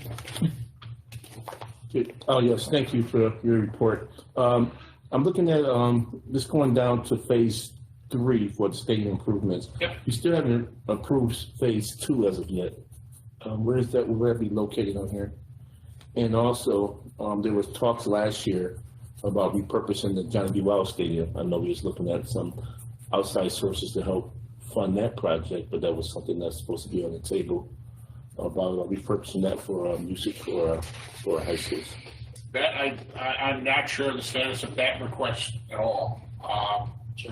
The city pays for the capital improvements over at Johnny B. Wiley. We pay, the management and the maintenance costs, but those capital improvements are part of the city's overall parks improvement program, and it's in their budget. That would be a reference with the Ralph Wilson? It's actually in that Tied together. partnership of how we're looking at the parks and the athletic fields as a part of that collaboration. It's part of that, but yeah, the city is already moving forward with their plans for Johnny B. Wiley. But in respect, we see phase 3 for the state improvements on here, but we still haven't addressed phase 2. Again, I'll have to check with you. This was what was specifically requested as the next part, was the field and stadium improvement. And that work's been underway since. It was you were different bringing it on. stages. Stage 1 was just completed, so it's one to phase 2, and And then maybe it's stage 3. Yeah. Maybe it's phase 2 and 3. Yeah. Okay. Okay, but everything that was brought up, and I know you were one of the champions of that, and that was put in there and fully funded, and the work's been progressing. Great. Thank Are there, we don't see hands or anything. Are there any other board members? Mr. Scott? Yes, thank you. Thank you, Ms. Woods. Just quick question on the security funding, security equipment, 40 million. Does that include the metal detectors? Yes. Is that yes? I didn't hear. Oh, I'm sorry, yes. Okay. I asked because I've heard that there have been delays in our students entering high school buildings because of the wanding. So do we have any idea on when that equipment will come in and be installed and be up and ready? So Board Member Scott, I know that, we've currently RFP'd. I believe that the RFPs have been scored. And so I do have a request in to find out what is the estimated time that they will be delivered. My hope is that they will be installed prior to winter months, but I'm already working on a plan to hopefully move things, through a little quicker with the wanding process in the event that they're not. But we don't want to compromise the safety, of our children, but we do want to get children into their classrooms and ready to learn as quickly as we can and not have them standing outside for extended periods. So I will let the board know as soon as I know what the estimated time frame is. Thank you, Dr. Williams. You're welcome. President Bertucci? Thank you, Chairman Woods. Mr. Browns, I just, when we got these dollars and they were well received and they're being well spent, but the categories were kind of broad, so I was kind of wondering how they're going to audit on such broad categories. They gave us a lot of, leeway because each district was different. They want us to be able to spend it to address our needs. I'm just kind of curious. A couple of things. They gave specific definitions for each of those. I think there were 15 different categories, and we used those to build our budgets. We were very cognizant of it. And the audits or the additional reporting that they'll start requiring from us will focus upon two things, I imagine. did we spend according to our plan and according to those categories? And there's like, they have guidelines for percentages of each of those categories.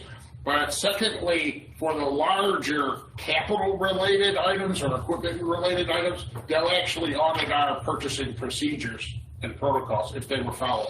Okay, that's good. That's helpful to know. Thank you. Any other questions on the ARC ESSER? I do want to say I read an article that said that throughout New York State and through the county, that only 15% of the ARC ESSER monies have been spent by other school districts, so we are significantly doing better than the rest of the country. Oh, you see 50% and you get one perception. That's why I wanted to add some of those caveats to that. And we will not send a dime back. It's being rolled over. You know that. Superintendent fine-tuning the final pieces of 22-23. Are we sending any money back, Jim? No.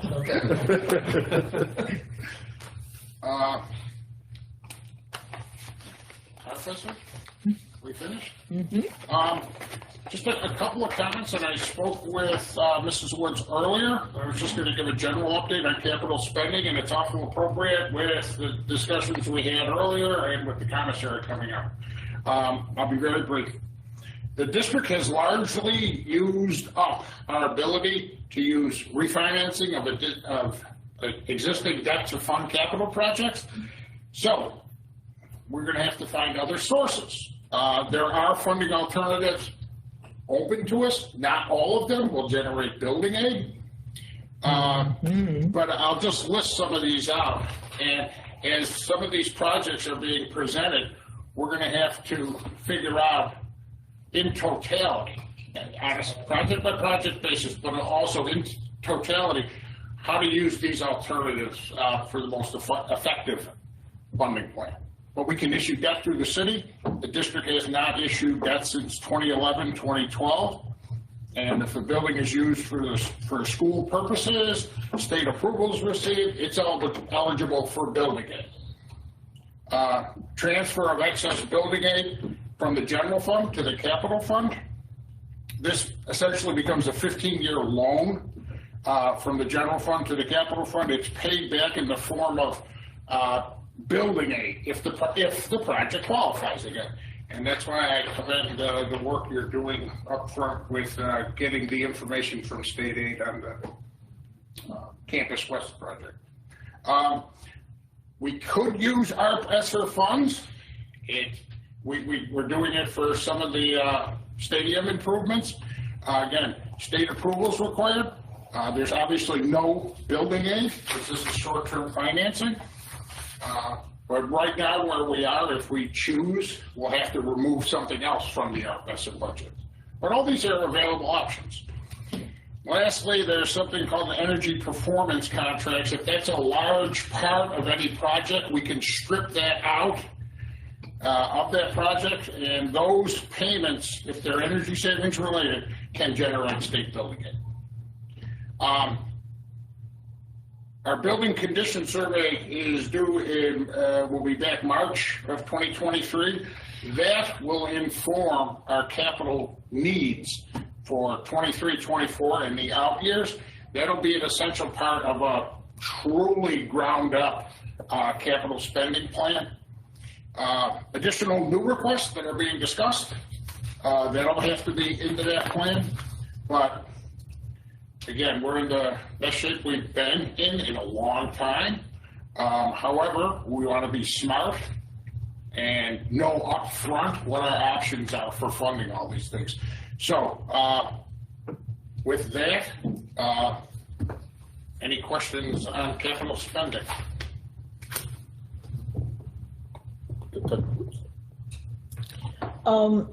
I have a question. Yeah. Okay, Sharon, I think we have the same one, so I'll let you go with it. Go ahead, Ms. Belton Cotton. So the building condition survey, what exactly is that, and who is that due to? Charlton? No, she wants to know. Yeah, is your question, what is the purpose of it? And My question is, he wrote in here, building condition survey is due March of 2023. My question was, what exactly is that and who is it due to? And my third and other question would be, do we currently have one? That's every 5 years, I believe, the state education department requires that of all school districts in the state. And it's a comprehensive review of all of our building assets. It's a report that goes into the state that lists all of the assets from top to bottom, all of the systems in the building, and then it basically as a report, as if it were a report card. That report then is used by the state as we submit plans or requests for capital improvements to our building. They use that as a guideline in terms of their approval of those projects and ultimately their aid of those projects. Okay. So it's a report that's due to the state education department. So we do have one that exists, right? There is one that was done 5 years ago. It has to be updated by requirement of the state. Okay, so when we asked this question before, I was told that we didn't have one, and I didn't understand that it was 5 years old. Okay, if my understanding was, I thought that it was not in existence, and you're saying that it does exist. What else does the state require from us every 5 years in that area? Because my reason I'm asking is that if we're in the process of submitting a request to the state to receive funds or to be reimbursed, wouldn't we have to have that building condition survey updated before March of 2023? They will allow us to be in the process of putting that plan together. In other words, they will not deny us requests for building aid or for building projects in the interim, because there has been previous reports done to the state. But after March of 2023, they will need us to have updated it. Okay, so this is new information, different than what was shared before. Thank you very much for putting the clarity on that. So, Madam Superintendent, now I know that there is a building condition survey that was submitted to the state 5 years ago. Okay, although my understanding is that we did not have one, or it could not be found or something when we were talking about a property back in the summer. So I'm really amazed that that really exists. I just wanted that to go on the record with that. Thank you. Thank you. And if I could just ask Mr. Alston a question, I think it'll help clarify the situation a little further. Mel, and doesn't the state also keep a running tally of different improvements that the district has done to various buildings to see when they'll be aidable again? So they used both that and the condition survey to kind of give a snapshot or a portrait. The building condition survey is not the only instrument that the state uses. They actually, as we do projects, they keep records of those improvements, and essentially it's sort of an ongoing process. So there might be some confusion about previous submittals, but the important thing I think to stress is that the state monitors what we're doing, and then on a periodic basis they need not only building condition surveys but other documents to indicate what our building stock is at this point in time. Okay, I just want to direct this capital report to the reason I asked for it. We need to expand space available to our students so we can keep our students. We currently have 1,500 students wanting to go to a Bennett program. We only have space for 150. We currently have a community demand for more diversity and students at City Honors.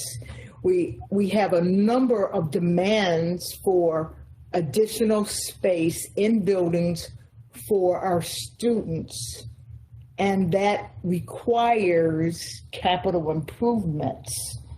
And Ms. Cotman is referencing that we met with the state and they were kind of indicating to us that they hadn't heard from us and that they didn't have this material. So if the 5-year previous report on our conditions, is it possible that you could send a copy to the finance committee or to board members? Because the state seemed to indicate they weren't aware of it and that we really needed to communicate more with them.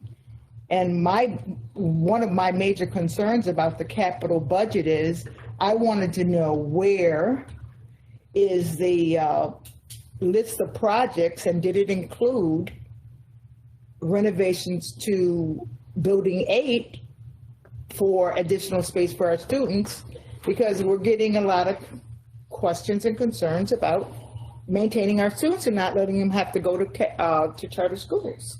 So that was the reason I asked for the report. Yeah. So that's pretty much what I'm looking for to see what's in here. Yeah, Ms. Woods, one of the things we're working on, and I know that it's been talked about for years and years and years. Myself and Derek Nelson, Mel and his team in the plant, we are putting together a 5-year written capital spending plan to be reviewed by the superintendent and then gather additional input and feedback and finalize that. That's an internal document that I think will put a roadmap that's well communicated. Understanding things get thrown in the mix all the time that aren't on their plan, but it's a starting point and it's a benchmark. And we think that's very important. And we're embarking on that, I think about a month ago we started. Oh, I agree. Just to clarify real quick, I don't want to take too much time. The building condition survey is looking at existing buildings that are in the district right now. The 5-year plan is like any other plan. It's a projection of district needs going into the future.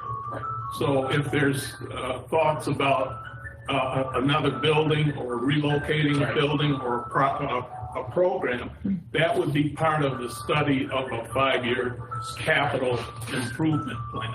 They're 2 different documents. Okay. So that we have to, I need more input in terms of what you've already been given, and we'll go back to the team and decide what we have to give you. Can someone turn off their device that is making? I think it's in my page. I don't. Excuse me, let me see if that's right. Nice. Excuse me. Sorry. That's an alarm.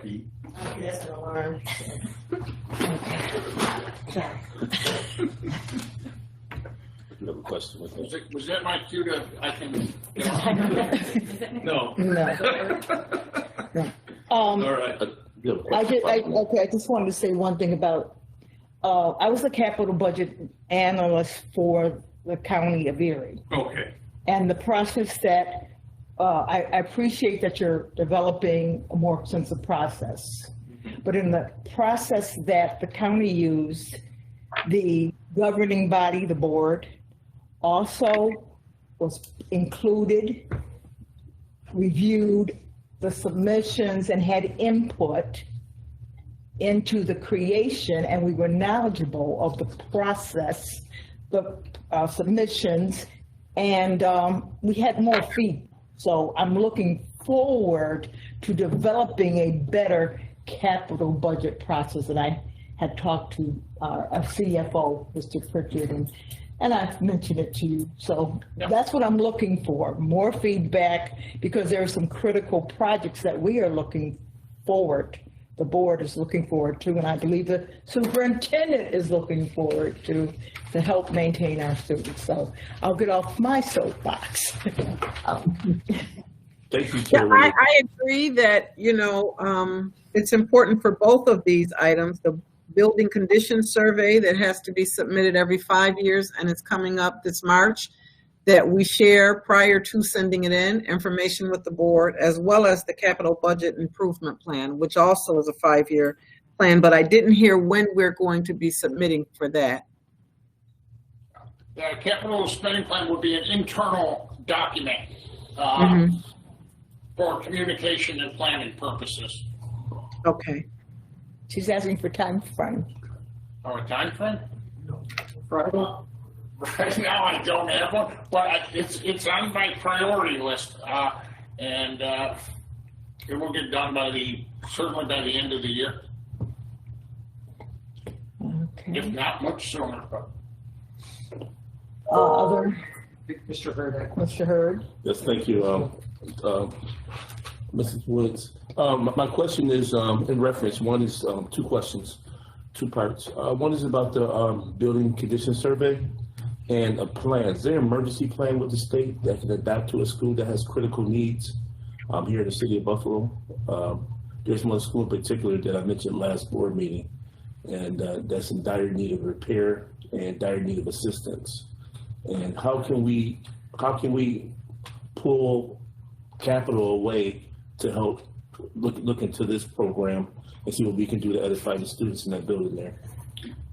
I think that's a question. I appreciate your question. I would say it's best to give us the specifics of what building or what program. We then approach the state with, here's our situation, here's what we need to do. They will give us feedback as to what extent they might be able to support that. That's the only way. I understand the question, but we need specifics. So is there an emergency relief fund to help aid a building that's in desired need, or? For the quick answer is no. But again, with specifics, that's the only way we can approach the state. Okay, thank you, Mr. Austin. So that's, any way we can put that on a timeline now, maybe we can get a report out or get a visitation of that specific facility and see what we can do to make some improvements over there? There are 2 things that we really need to have in this 5-year plan, which we're looking at about a 60-day window to develop it, to be ready to push it forward and share it out. And Jim's looking at me, but when I applied for this job, I put in 30, 60, 90, and that's where this was tagged at a 5-year long-term capital improvement plan. And there are 2 elements. One is utilizing our existing space to house programs and reclaiming some of the space we've lost, so that we have programs that are robust and are able to attract students, and that we don't have programs combined together on single campuses, so that we are able to maximize our student enrollment at these very successful programs with very high graduation rates and highly sought after that people want.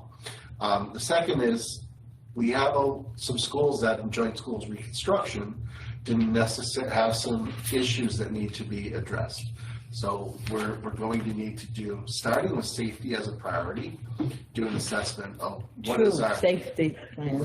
Starting with an assessment of what are our needs and how do we stage it out so that we have a little bit better sense of scaffolding these projects. Now, specifically the building that you're talking about, a lot of work was put in over the summer. There's still work to be done there. And we do have some buildings that we do need to look at. What is our targeted plan? So we will also be addressing that. So it'll be a 3-tiered process. One, having a real sense of where we're going with site usage. Second, building a routine schedule for things to be addressed. And thirdly, looking at some of our high need areas, similar to the steps at Bennett, which were addressed, similar to other things. Is that a fair framing of what we're looking at? Yes, along with the maintenance and And the other regular- important projects yes. of the identified from the condition survey and Bill and them's expertise. Yes, and Plans That's like Department the is basis. very able to push us forward. And I'm confident that we'll have a clear roadmap in the soon future. In the near future? Yes. Okay, I visited quite a few times this summer, and I really believe that this should be number 1 on the agenda as far as with Buffalo Public Schools to for that type of education that we're talking about and facility that our kids should be in. So I'm willing to work with you on that and just make sure that we get some movement on that, some more movement on that. 'Cause I did see workers within that building, but we need to. It isn't our get more. building you're talking about. Second question. 31 is the one? Yes. It was mentioned last board meeting. Yes, School 31. That community take a lot of pride in that facility over at 31. That community been through a lot of this despair over the last 30, 40 years, and the children that go there are children that live in that neighborhood generally, and they want a better product for their children in the neighborhood, and also want to utilize as a community school also. The second question is, with our modified sports program, we talked about getting buses for that program, and I was wanting to know where would that lay at in our spending plans, because we did receive, or the plans on the path of receiving monies, from Senator Kennedy, to help fund that, to bring a bus to the program if the board allocate that money for that purpose. But we also looking for other monies, that can help us defer the transportation issues that we got here in the city of Buffalo. I would have to look into your request and the status for any funding outside the school board, our district budget. Right now, there's nothing in there for those buses, but please reach out to me and tell me about this other program, and we'll see how it can all fit. Yeah, I'll reach out to you too, because I know Terrence and I both have had a series of conversations about this. There's supposed to be a grant coming.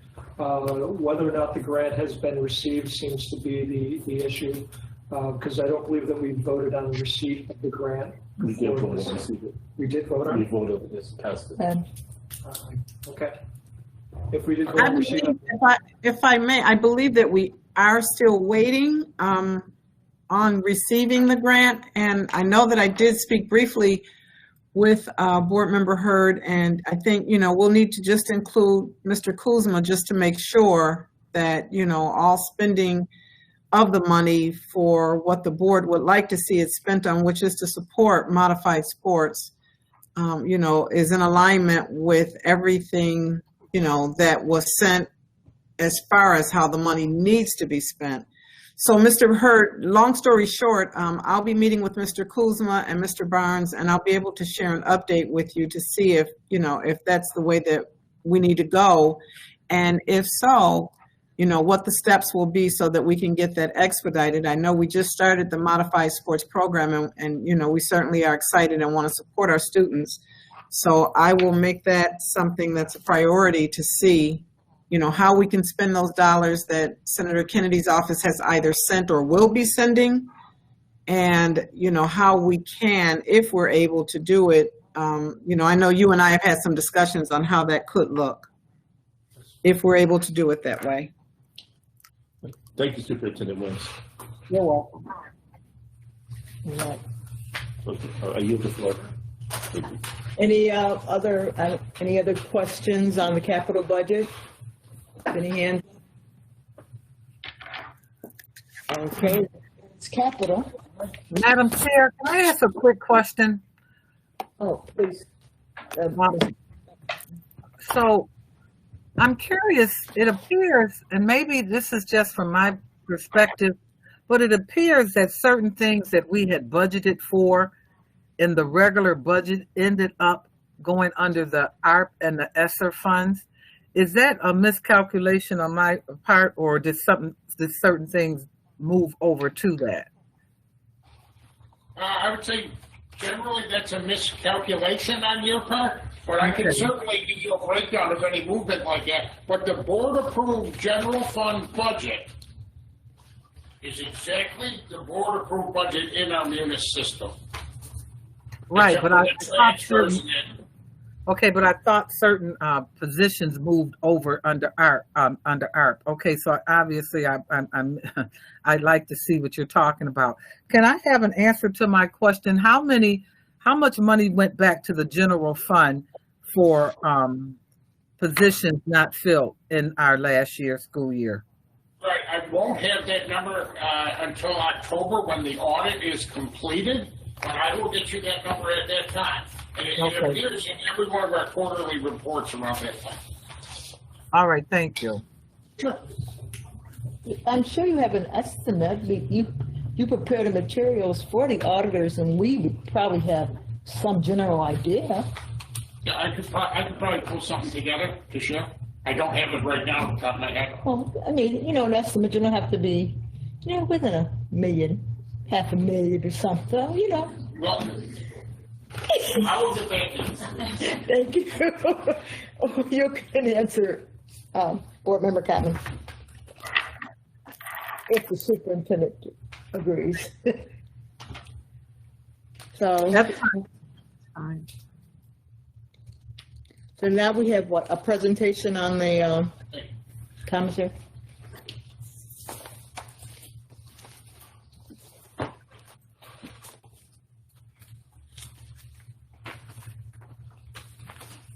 Good evening. Thank you for having me. Just want to share a little background here.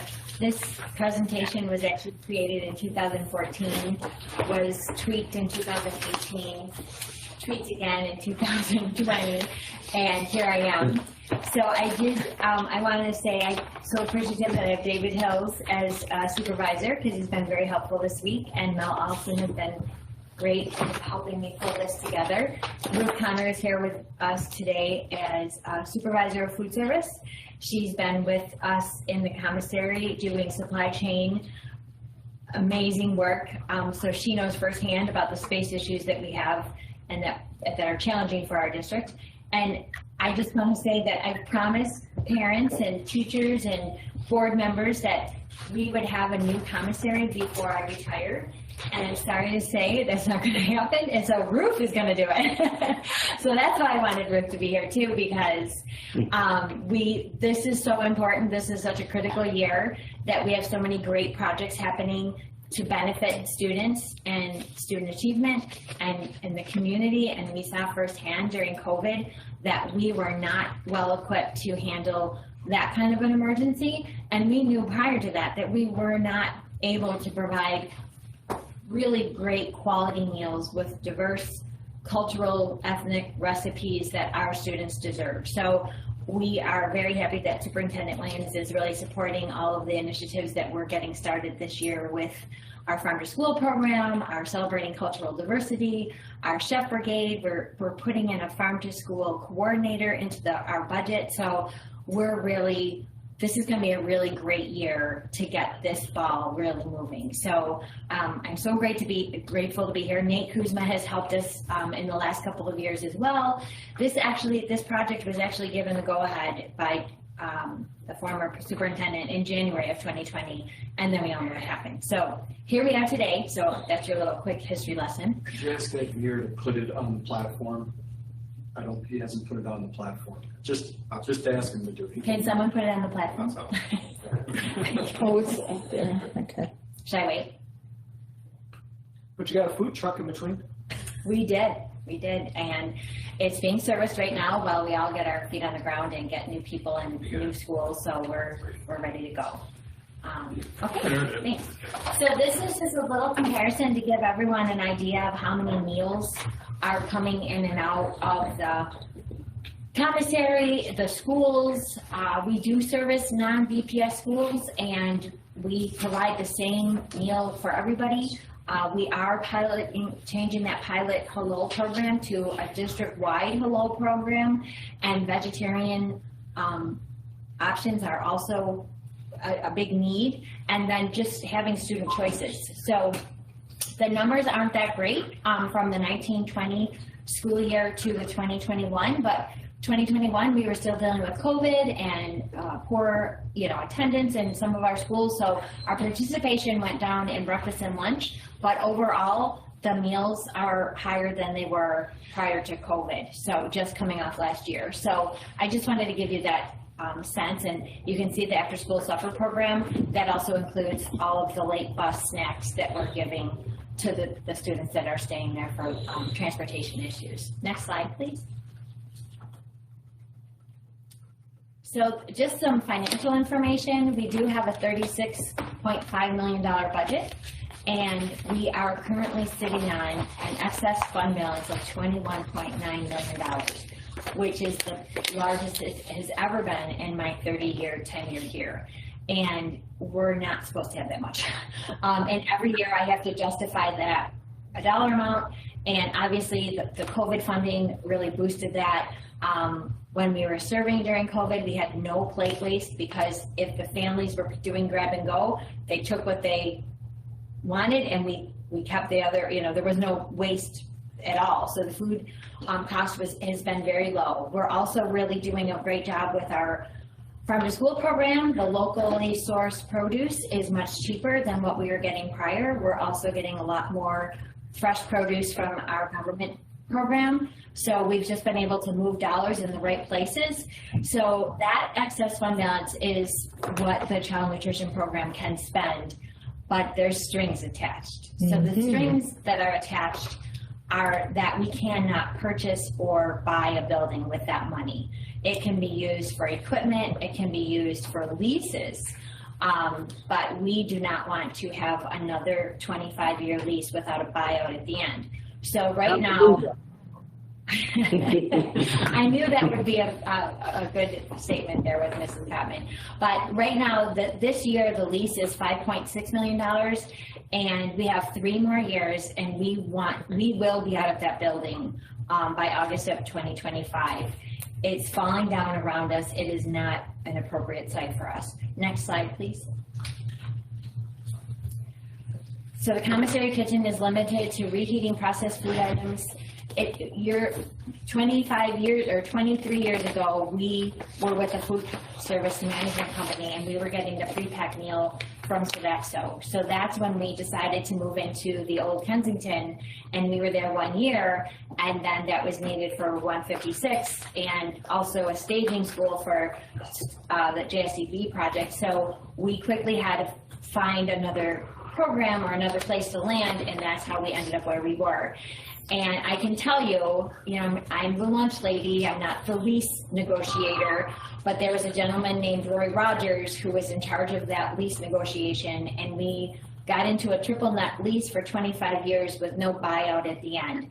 And we put in an RFP last month that said we are looking for developers who will provide us with an opportunity to develop to our specifications a lease to buy option at the end of that term. So the child nutrition program can lease for those 15 years, and then the district would have to purchase that building, but then the building can be leased back to the child nutrition program to the district.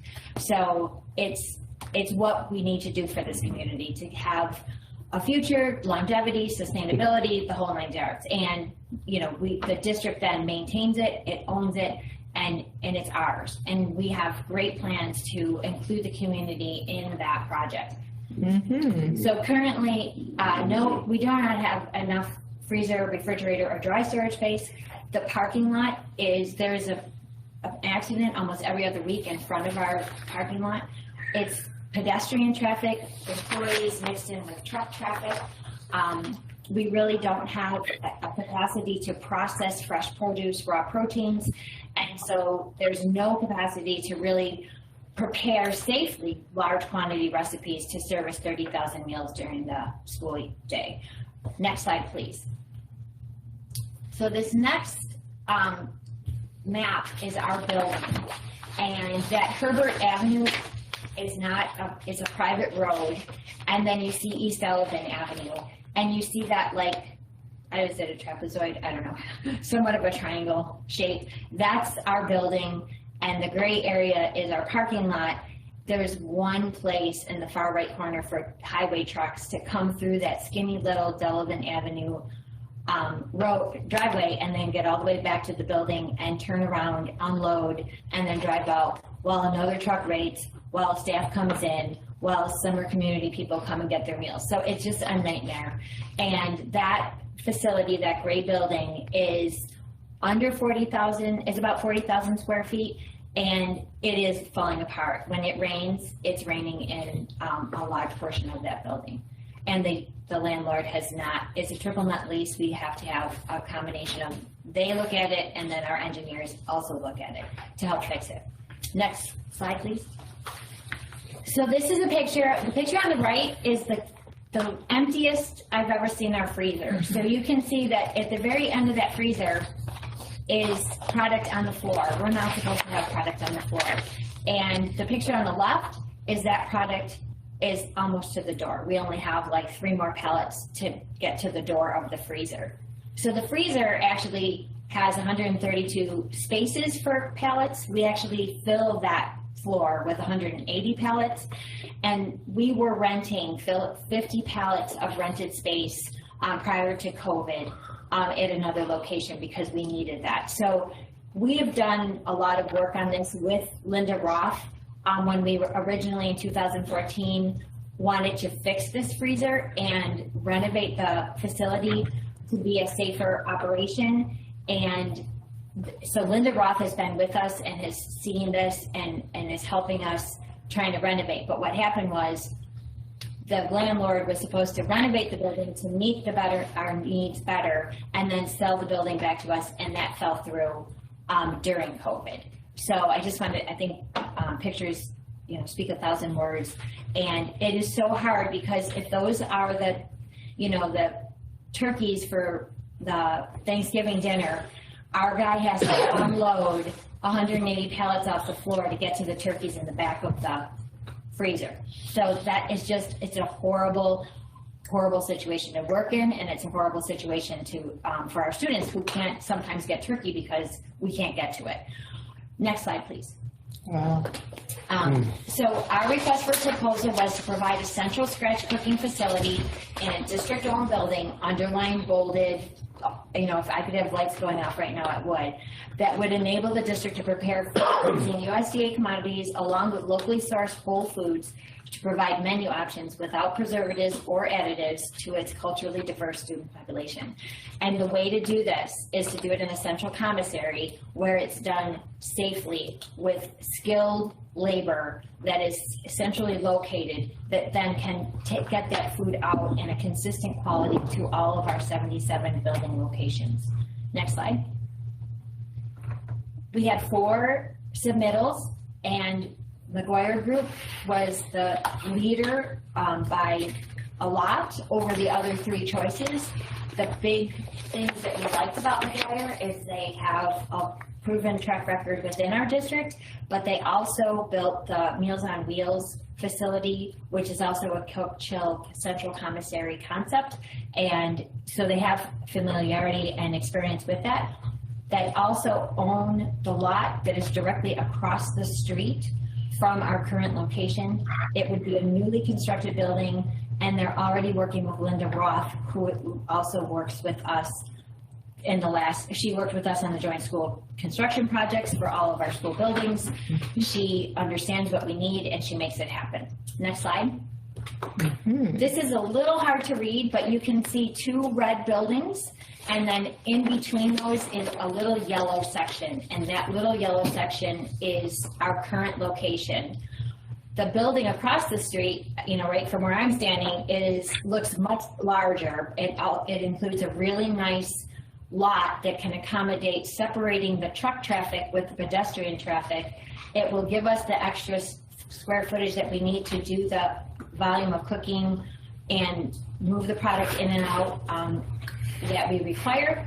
The building on the bottom, the largest building, is behind the American Axle plant, and it's just not in a great location with good visibility for trucks, the neighborhood, etc. So we really want to go with the building directly across the street because of the visibility, the bus lines, that everyone is familiar with that area, and it is a very well lit space that we would love to occupy. Next slide.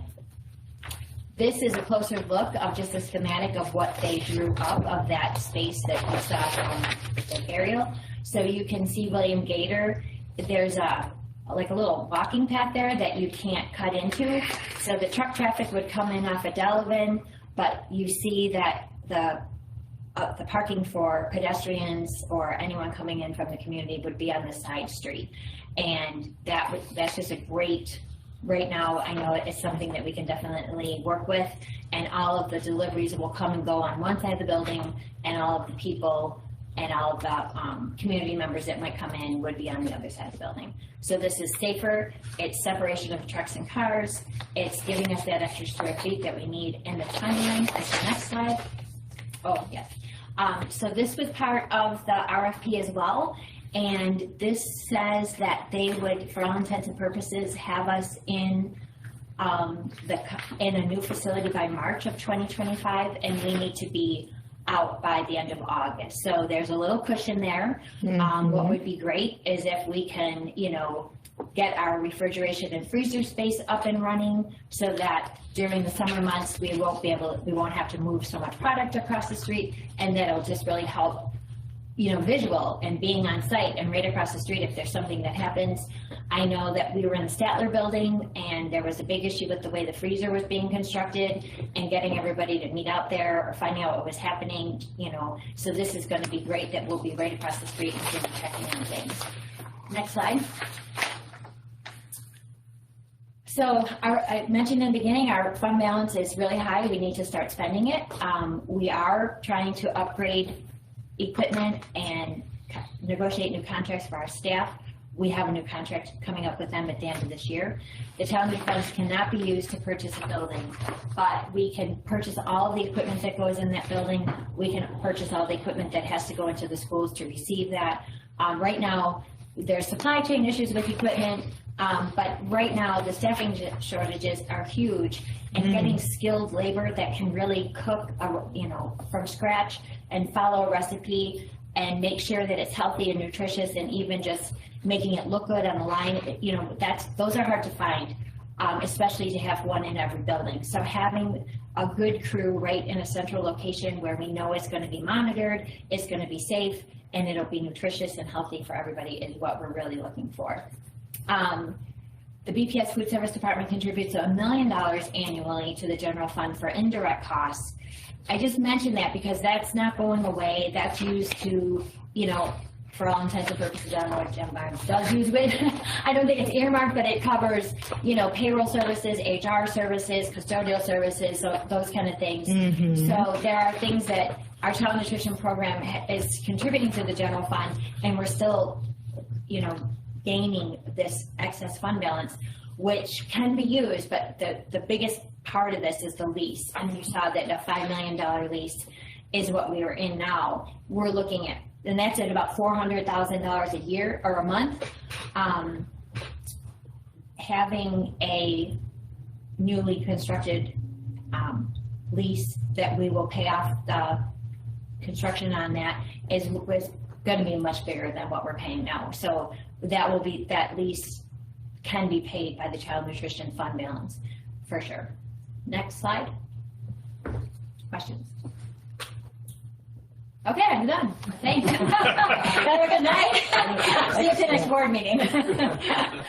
Excellent presentation, and great presentation, and sorely needed. And thank you for the $1 million for indirect costs that we support you with.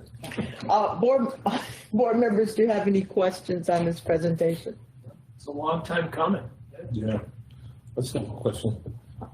Mr. Hurd. I'm looking at your site at 1016 East Evelyn, and wouldn't it be more feasible for the trucks to enter or less complicated on William Gator Parkway?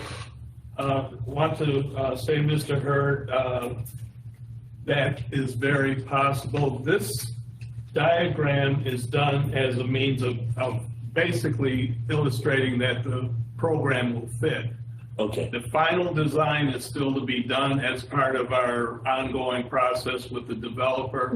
And yes, we will look at other ways of accessing the site, both for the trucks and for the parking. I know right next to that there's a light. Yes. So we could type a lot of traffic. Yeah, the architects that are involved with the project, I'm very familiar with them, and that'll be first on the agenda in terms of the development of the project. Okay, great. Absolutely. Well, great job on it. Thank you.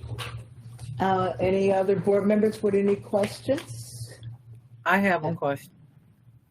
Ms. Belton Cotton, the floor. First of all, I want to thank you, Bridget. You have just always Made her been day. phenomenal to work with, and I just appreciate you and your staff. So I want to thank you up front. I don't know when you're planning on retiring, but there's retirements for certain people are not allowed anymore, and I think it's under your category. You're in good hands with Ruth, and it's an honor to work for this district, and I truly believe that my staff wants this more than anybody, and a lot of my staff are parents of students or were students, right? And so we just hired somebody as a chef at 156, and Ruth was his lunch lady at East High School. Yeah. It was So- an eye-opening experience that he's now working for us. And I'm Buffalo born, raised. My kids went to City Honors, I think with your kids as well. And I invested in the city. I left for a short stint and realized that I needed to come back. And Bridget has been a great leader and also has given me the opportunity to grow and learn with her. So I couldn't be more thrilled at the opportunity to be part of this project. The USDA regulations and having consistency for not only safety, but the recipes and what we're serving our students across the district is going to really be a possibility doing this at a central location. So I'm looking forward to it, and she's not going to leave me. She's up. I can always call her. I know where she lives. Is she talking about retiring this year? Yeah. I have 1 year. We have 1 1 year. year to get this all tidied up. So I know it's in good hands and it's ready to move forward, right? Okay. So this board meeting, we're asking you to approve working with McGuire to keep this project going. You saw that timeline is critical. And the time is now. And real estate's going to be high. We know that construction's going to be high. We have a fund balance to pay that off. It's negotiating that lease at the end for a buyout from the district. So Jim Barnes, you figured that out, and you got a few years. And then, lease it back to the district. So the child nutrition program money should stay in the district. We have just given Allstate a lot of money. And I grew up in a family restaurant. I worked for contract management companies. I'm so proud to be a self-op school director in the city because the money needs to stay in the city. You got And we that don't give right. any money back. Listen, Bridget, you are my girl. I know you are. Okay. You are right with me. You are the one. If we can just get that mentality across this district, we will have a very successful district. But Bridget, you said that this new place is going to be how many square feet? Did you say 66,000 square feet? It's around 66,000. Okay, so my question, because I'm curious to know, and I want to see, of course, you don't have the blueprints or anything available at this point, but is there a possibility to, when this building is built, that it takes into consideration the possibility of our students from Emerson being able to provide, to work in that, and maybe to even have the ability to serve people or whatever. I don't know the limitations, but I would like to see it go to the next degree to include, if possible, to include the likelihood of our students, as well as having community being able to use this building as well. So in other words, if we could utilize it to have, I don't know if there's money available for this. So I know there's a limit on what you can do. I am confused about the lease to Let me own. just share with you. Let me just share with you, and I don't mean to interrupt, but this is so huge. I'm so close with Tom Vitale, and his students are groomed to come and work for us in our schools, and they work with us to find them the right location. We have Eric in our commissary. He's a dynamo, and he's a graduate from OTC. And over the summer, we had a food truck that was operated with one of our cooks and 4 gentlemen from OTC training, that 18 to 21-year-old program. And we were able to obtain a grant from Hunger Solutions to pay those gentlemen on the truck a $4,500 stipend so that they could have some working money to go back to school with and get that idea. And now we're going to work with him at the Tri-Main building. The kids from middle early college that are in that 18 to 21 that are looking for those community skills sets, they're going to come over and work with our food service workers to do salad bars and cold sandwiches to order, salads to order for the population that's there now. They were helping us last year with the Tri-Main building and the smaller group that was there, and then it sort of fell apart because of some violence, but they're back at it. We're working with them in other buildings as well. So we definitely want Emerson graduates to come and work with us. Thank you. And we definitely love the OTC students, or any, if they're not OTC, but they're graduating.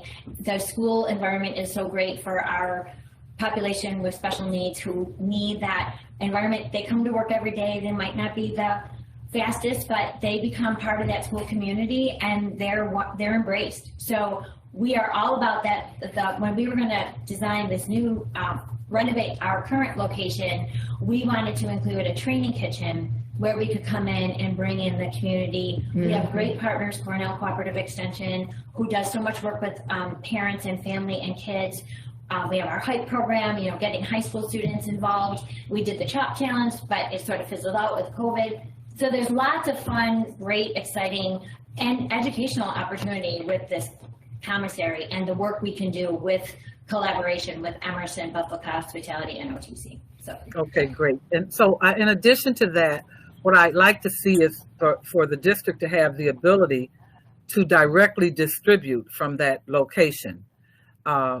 In the past, we've had to set up sites when we've had, with our COVID or whatever, we had to run it out to the schools. Is there any possibility that when you start designing this, that you take into consideration the community at large in that, and to be able to provide resources in the event something happens and our schools are shut down like they were before, that you can operate out of that center? That needs to be considered when we start formulating this. My other concern is that, or what I'm really excited about this, because see, you're talking my talk, about ownership, but I'm not clear as to why there has to be a lease to own option here. Why aren't we just purchasing the land and building on our own land? I'm trying to be clear on that. This is Nate. If you don't mind, Bridget, I'd like to handle this question. Have at it. It's actually really critical, Ms. Kottman, and it makes a lot of sense because the food service department, despite their healthy fund balance, cannot purchase itself. Right. Okay. That's prohibited. And so in this situation, it also saves the district and our general fund and our fund balance from having to lay out whatever 20, 25, 30 million, whatever it's going to cost initially. The way that this will work is the district, Bridget will start the project. She will be able to carry the lease, which will ultimately pay for the purchase price. Once it's purchased, then she can, then she will basically have a lease from the district, and she will be paying money into the general fund. So it's a wise use of her fund balance to pay the lease, ultimately buy the property and the building, and then lease it back, pay the general fund back. Does that make sense? Yeah, sort of. Yeah, I think I'm following you. So what you basically, at the end of the lease, we will automatically be allowed to purchase it. It will convert over. That's right. We won't have a situation where we were just talking about that we can put $26 million into something. Yeah. And I wouldn't think of it as a lease. I would think of it as financing. Okay. And really what Bridget is doing is paying the monthly payments on the financing, where then at the end of that term, we own it. We'll own it, and then the district will maintain it, and Bridget will pay, the food service department will pay the general fund the lease payments, because the district will own the building. Okay, thank you. And so, That way the general fund doesn't have to lay out a dime okay, great. I like that. for this acquisition. Okay, that's good. Okay, that explains it. Here's my other question, and this is in regards to the current lease. How is it that we're paying over what did you say, 5.6? Was that million currently, annually? 5 years. Is that over 5 years? But you said it was 400,000 a month. And they're not fixing up their building, and our employees are working in those conditions. Explain to me why that money has not been held up until some of this stuff is fixed. I'm just curious. I don't, I don't have an answer. I mean, I think it's a triple net lease, so it's sort of, if we're cold, we have to call our HVAC guys to come out. If it's a building issue, we have an accrual set up that they can take money out of an accrual for those kind of building repairs. All I'm saying is that we're not being respected in the process, and I don't like. Nate, all tenants have the possibility and responsibility that if the landlord doesn't do, that they can withhold the rent, make the repairs, and get the repairs done. We don't have anywhere in that lease the possibility of taking that monthly payment, fixing the roof. How do you work in that? Well, I think the roof is like a huge project, so that was part of the renovation, and the accrual is not enough to pay to resurface the whole. So they're patching it, is what they're doing. They're just patching the roof. Yeah, but they haven't patched it in a while. it's been a year. I mean, it's a really bad deal. We pay rent. We're basically responsible for everything, and I know Bridget had made an effort to try to correct that and basically get us into a lease to own this facility. Ultimately, it's just not the type of entity that we should be doing business with, which is why we're going in the direction that we are.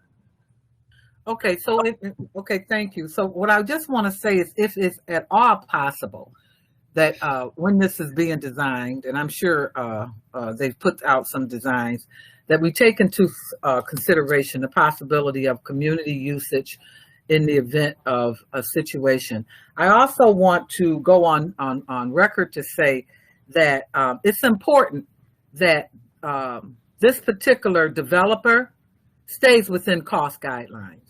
Okay, I am thinking of another project without bringing it up. And I think that we need to be clear that this is, that if we agree to a dollar amount, that we agree to a dollar amount, and not halfway through the process, it jumps up another, some more money. And I think we need to stand strong on that. If people are going to do business with us, we need to make sure that they understand that the board is watching things like that. Okay. Thank you.